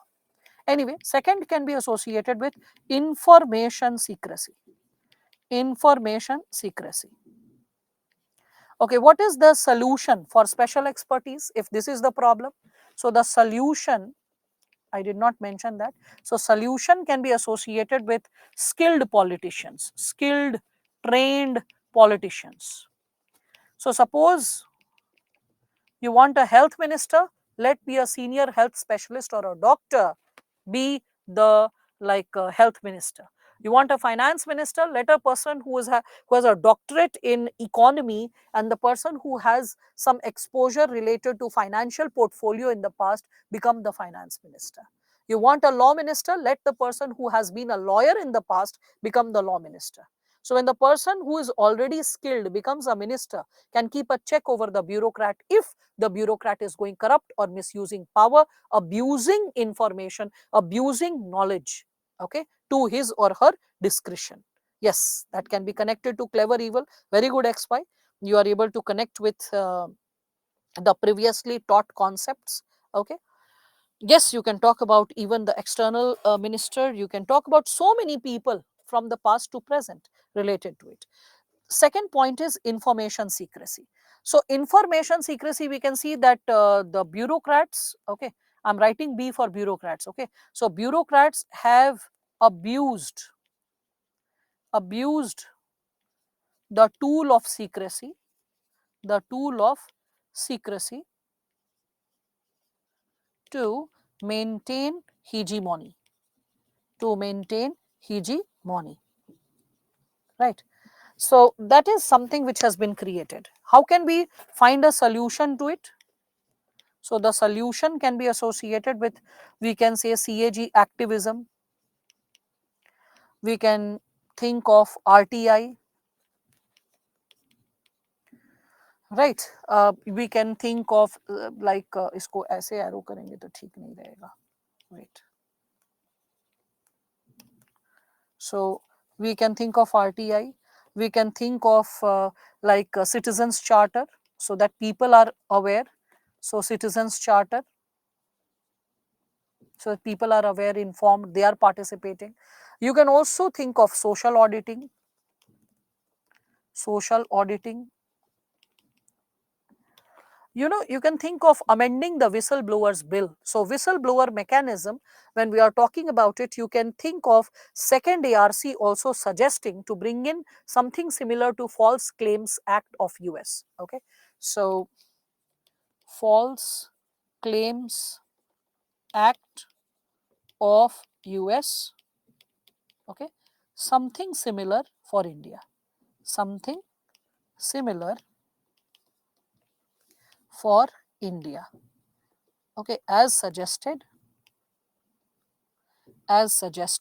by second ARC. Now, what is this False Claims Act? Let me explain this to all of you. So when we discuss about this False Claims Act, what is written below policy and law passed? Okay, maybe I am having a bigger screen, so I'm able to write very effectively. Now, the problem is this. So, skeletal structure. Let me, thank you, SME, you are able to read it and it is easy. It's just that few students, maybe their screen is small. So skeletal structure, I'm writing it in this manner so that when you take a printout, then you are not struggling. Okay, skeletal structure, fine. Okay, so with respect to this, And thank you, Yashab, for asking it, because if you ask, then only I can correct upon the possibility. So, False Claims Act. This False Claims Act, it came in news, especially after the intervention which was created by Dinesh Thakur. The Dinesh Thakur case with respect to Ranbaxy, like gained a lot of global, we can say, cognition and discussion and debate around the world. So, this Dinesh Thakur case can be connected with this. Like, for example, what happened? Let me share this with you. So the Ranbaxy company, it claimed for patent revision, and it claimed that it has done some studies on the basis of which it is claiming the revision of the patent. And it also stated that like the efficacy of the medicine and the shelf life of the medicine has improved. Henceforth, it was claiming certain benefits. Now what happened was, Dinesh Thakur first informed his seniors that the test has not been conducted. There are fake reports, faulty reports that have been fabricated and pushed by the company. If this comes in the limelight, it will be backfiring for the company. Worse of worse is, it is going to cost millions of rupees to the common people. It is going to tax them a lot of money, which is unethical. Because if the test has not happened and we claim of the results and we are claiming benefits out of that, we can say imaginary result, it is going to harm the people in the long run. So Dinesh Thakur's suggestion was not adhered to by Ranbaxy. Ranbaxy tried to, the seniors tried to, in Ranbaxy, they tried to silence him. So Dinesh Thakur, then he went to the court. And after going to the court, he presented all the evidence. And as he was proved correct, because after that investigation was conducted, and as he was proved correct, it was found out that $500 million were saved. Okay, $500 million were saved because of that. So when this amount was recovered, so far the amount that Ranbaxy had made because of this false claim that it had made, so 500 crore dollars, oh sorry, crore I said, $500 million that was recovered. On that basis, the False Claims Act suggests that if you are able to prove that, as a whistleblower, you are able to prove that someone has committed a crime, 10% of the amount that is recovered from the corruption that has taken place, that amount goes directly to you. So out of 500, he was getting $50 million, and after paying taxes and all, something around 48-49 million dollars is what he got, which is tremendous. After that, he resigned and he became a full-time whistleblower. He started finding cases, and that is how we can see activism, citizens activism, came into existence. So please understand, this False Claims Act is different from PIL. Okay, public interest litigation, if we are talking about it. Okay, because PIL, when we are talking about it, you are requesting the court to consider. In this case, False Claims Act, you straight away file the case. And if False Claims Act, something similar comes in India, a lot of unemployed lawyers will suddenly get employed, because they will be able to investigate upon cases. If they are able to prove the case correct in the court of law, they will be getting a lot of money, and that will keep them afloat. So that's also something which you can consider, like bounty hunter kind of. Okay, so when we are speaking about this given situation, we can also talk about the third problem with respect to it, that is full time status. Full time status and excessive security. Excessive security that is granted to the bureaucrats. Now, all of you know that a person generally does not retire before 60 years of age. There is excessive security. With respect to this excessive security, the bone of contention comes from Article 311. You know, Article 311 has been criticized and condemned by various commissions of the past. It, first and foremost, after independence, we see that the request to repeal Article 311 was made by Hota Committee, then Santhanam Committee. Okay, then the first ARC also spoke about it. The second Administrative Reforms Commission is also speaking about amending or repealing Article 311. And then you can see the Sahakaria Commission is also connected to the challenges which are coming because of Article 311, because of which the bureaucrats become too powerful to be checked, and prevention of corruption becomes tough. So nowadays we can see that there has been like a solution to this given situation of full-time status and excessive security. What is the solution to this full-time status and excessive security? Meanwhile, before Article 311 gets repealed or amended, okay, needs to be repealed. Please, again, special expertise is the lawmaker becomes the lawbreaker, Akhil. That's what it means. When the lawmaker becomes the lawbreaker, the person who's supposed to guard the law is the expert, right? So for example, let me give a simpler example, you'll understand, Akhil. Suppose you are going to you are crossing the traffic light, and suppose the challan has increased to 6,000 rupee, and the moment like you were abiding by the traffic light, you were wearing the helmet, you were driving properly, you did not like trip the line, you like crossed the red light properly. Suppose the traffic police still catches hold of you and says that and checks your pollution certificate, your DL, everything you think is prim and proper, but the traffic police comes up with certain other finer rules and regulations, because they really know the rules regulations, and you can see that challan has been cut for such funny reasons also. You can google such on internet and you can find a lot of funny reasons on the basis of which challan is cut, and actually the challan slip is given. Okay, so what is at advantage of the traffic police? Legal awareness, because the traffic police is aware and citizen is not aware. So what happens? The citizen is like, why will you cut a challan of 4,000 or 2,000 or 5,000 rupees? How about you take 200 rupees or 500 rupees and let me go? What happened? Corruption happened. Why? Because one fellow was expert, one fellow was aware of the law, thorough with the law, and tried to abuse the law. Got it? I hope you are understanding it, Akhil. Okay. So with respect to this, when we are further moving ahead, we can also see full-time status and excessive security. When we are discussing about this given subsegment, we can connect it with like this is put to check. Okay, put to check with recent safeguards, recent safeguards, and you can think of lateral entry, and you can also think of compulsory retirement. Compulsory retirement. So what is lateral entry? Lateral entry, like it is like a CEO of a company, a president of a company, a person who's like really thorough in private sector is sometimes invited, okay, to join the services directly as a director, okay, director of a department. So you are not climbing up the ladder after 10 years, 15 years of service. You are directly becoming a senior bureaucrat. That is called lateral entry. So lateral entry is honoring what? Expertise. It is not compromising with expertise. Okay, so you are invited as a bureaucrat to serve for a specific tenure, so that expertise and skills come in bureaucracy. Okay, bureaucracy is not compromising with expertise and skills. Again, to do away with not so skilled people, to do away with those officers who are not performing so much up to mark, bureaucracy has come up with a solution, or rather the system has come up with a solution for bureaucracy, that is compulsory retirement.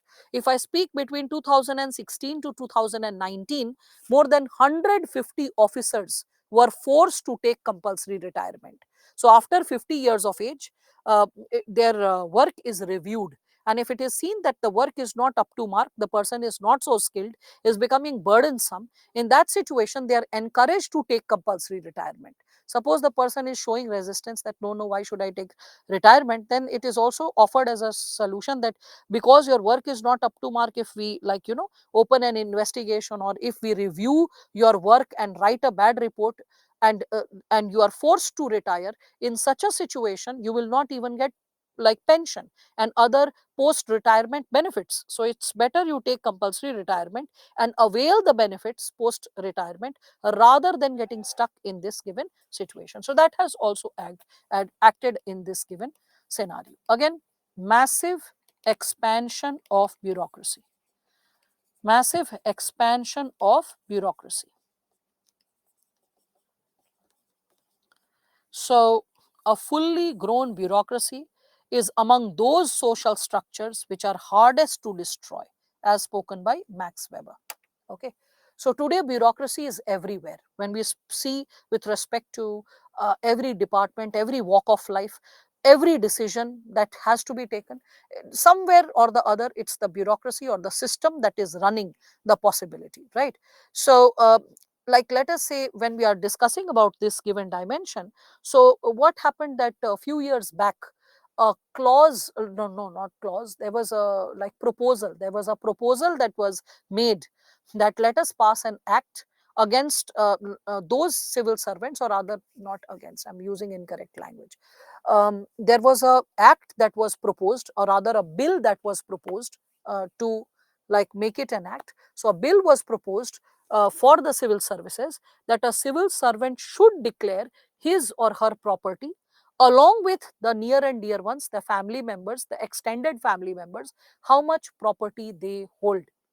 When this bill was proposed, a lot of bureaucrats became very scared, to the point that they even speculated that how about taking a voluntary retirement so that we don't fall under the scanner.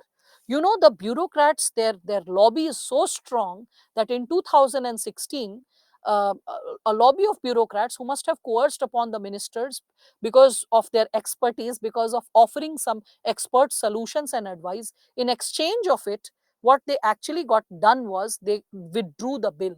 This bill was withdrawn, like that a bureaucrat and should declare his or her property along with the family members, extended kith and kin, who holds what, that should be declared. So like that was something that was taken in charge. So massive expansion of bureaucracy and not being able to regulate it, put it under check with respect to bringing transparency, that is definitely a challenge when we are speaking of it. All right. So with respect to this, when we are reflecting upon the same, what is the solution? So if we are talking about the solution is PPP model. It is like we can consider disinvestment,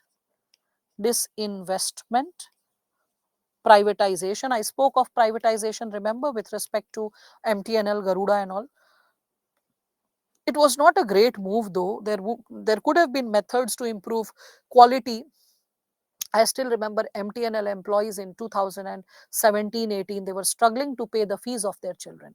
And later when Jio was launched, 6 months later, a lot of MTNL employees started complaining that even basic salary has not been given. So condition, became very bad. Blaming the MTNL officials is not the solution. Probably qualitative skill-based training or much more could have been done. Anyway, so PPP model, disinvestment, privatization, skill-based training and sensitization.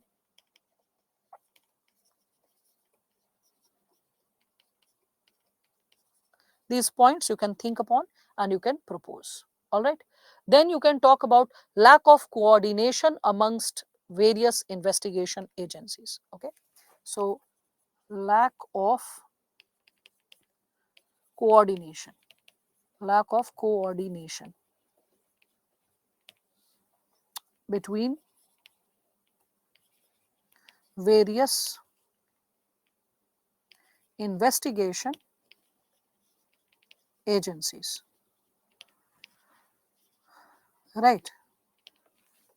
Recently, like if you remember that there was this scam that had happened in like Bengal, Sharda scam.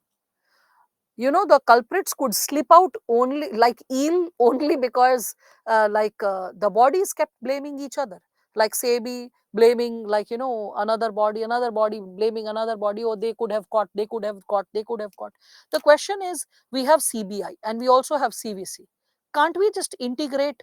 And can't, why are they separate bodies? The question is this, like CBI, NIA, CVC, ED, CAG, CID, so many bodies are there, right? So can't we bring them under one umbrella? If they are brought under one umbrella, there will be integration of information. One website regulating all information. As per your seniority, you can just search and you can open and you can get to know the core of the information related to any individual situation or place, right?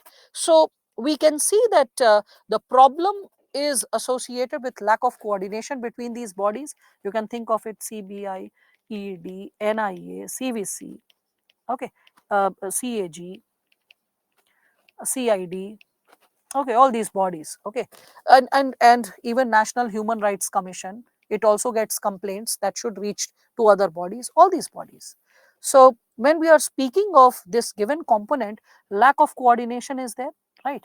And when lack of coordination is there, it sometimes delays the possibility of solving a case effectively, and the real corrupt ones take advantage of the situation. So why not integrate them and put them under one roof, like Lokpal? Okay, so that's something which we are talking about. So meanwhile, what solution can be offered rather than saying that this given segment? So you can talk about information and communication technology. With that, you can improve like dissemination of information, spreading of information. Similarly, you can talk about e-governance, and you can also talk about in future having a single agency, okay, single agency as the master agency, single agency heading them all, heading them all. Actually bureaucrats are very scared about this possibility, and even the politicians will be scared of such a possibility. Anyone who's corrupt will be scared of such a possibility, because if such an agency comes into existence which is integrating them all, it will be so powerful, and it can take down any government or any bureaucrat or any political leader. It will be so fierce to bring in transparency and accountability in the system, and its power will be like challenging a lot of, we can say, people who are surviving and thriving in the system for decades. So that's why they will never let such a system come into existence until and unless we have the youth joining the system, who are very upright, and the group of youth, we can say the possibility of the youth taking charge and command over the system in the world of politics, in the world of bureaucracy, and with accountable behavior, thinking about such a solution, only that can bring in a solution for future possibilities as well. Okay, now you can also talk about the sixth issue, that is associated with lack of political will, lack of political will and capacity. You can again think of orthodox loyalties people have in the system. Orthodox loyalties. What are orthodox loyalties? If you ask who is a bureaucrat committed to, even in case studies, when I was solving, few of you, when it was asked that, okay, who should be a bureaucrat, like in case studies, especially when mother is under threat, wife is under threat, life of family is under threat, the person like, what to do when my family is under threat? Oh, your first commitment is towards national interest. After national interest comes anything, whether family, caste, group, religion, this, that, everything is secondary to national interest when we are speaking of this given subsegment. Okay, so orthodox loyalties, we need to get over this. This will come with, the solution will be, like we can say, value based education. Value based education. In this also, when we are talking about lack of political will and capacity, this is also coming with sensitization, and also choosing the right, choosing ethical leaders, ethical leaders, right? With respect to this, we can also talk about overburdened judiciary, overburdened judiciary. What is the solution? So solution is increase expertise, increase hiring, improve the infrastructure. So all of it can help to overcome the challenge pertaining to judiciary. Again, lack of public awareness, lack of public awareness, participation, participation. So to increase public awareness, all the initiatives which you are aware of, which you will be aware of in transparency and information sharing with people in the next chapter, you can connect with that. Then you can think of apathy towards corruption. People accept that yes, if bureaucracy is there, then a bit of corruption will be there. So apathy towards bureaucratic corruption. you need to do away with that acceptance of corruption. Okay, so opposing against it, like, raising the red flag, like making people aware, making the system aware, grievance redressal, all of it can come. Again, lack of choice among people, lack of choice among people to raise their voice, to raise their voice, to raise their voice. Most of the times, people are unable to raise their voice. Even if they are raising the voice goes unheard. Poor mechanisms of grievance redressal. So you need to fix, like, the we can say online platforms where a person can file the complaint. It is public, where time bound addressal of the complaint is necessary. It is made aware to the person who has filed the complaint. Okay, so that is something which is required. Last but not the least, there has to be a balance between, as I had shared with all of you, accountability and autonomy.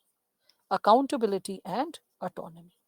With that only, we can bring in autonomy in we can bring in accountability in civil services. We can balance the power associated with civil services. All right, I hope all of you are understanding that. In point fifth, such bodies should go with checks and balances approach. Agreed? Yes. So Anjali, no problem. You just try to understand, make key points associated with justice according to Aristotle, justice according to Plato. Yesterday also I had discussed, revisit the lecture, maybe listen to it twice, make the bullet points as I had suggested, and the problem shall be solved.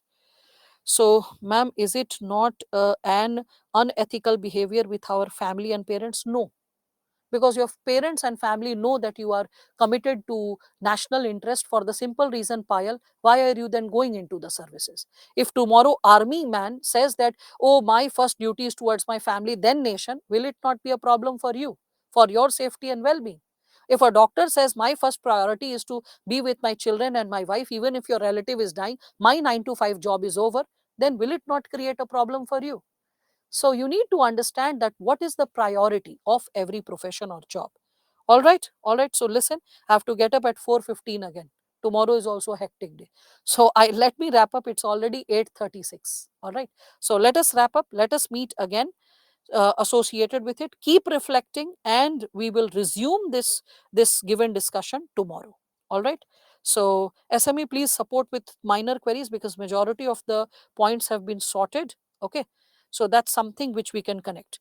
Orthodox loyalty, Abhinav, I had Abhinav or Anurag. Yeah, Anurag, orthodox loyalty, I explained. Why were you lost and why were you not paying attention? You can always revisit the session, isn't it? Orthodox loyalty is people have loyalty towards their caste, people have, like, loyalty towards their family, they have loyalty towards their religion. Is it fine to exercise loyalty towards all these first? What should be the first priority? The first priority should be national interest, right? I hope that's clear. So pay attention, keen attention while I'm explaining. All right, then, thank you. We will be starting with the next subcomponent, that is under component of ethics in IER and corporate governance, and we will be taking up the issue of national interest tomorrow. So this is it for today. Thank you and good night.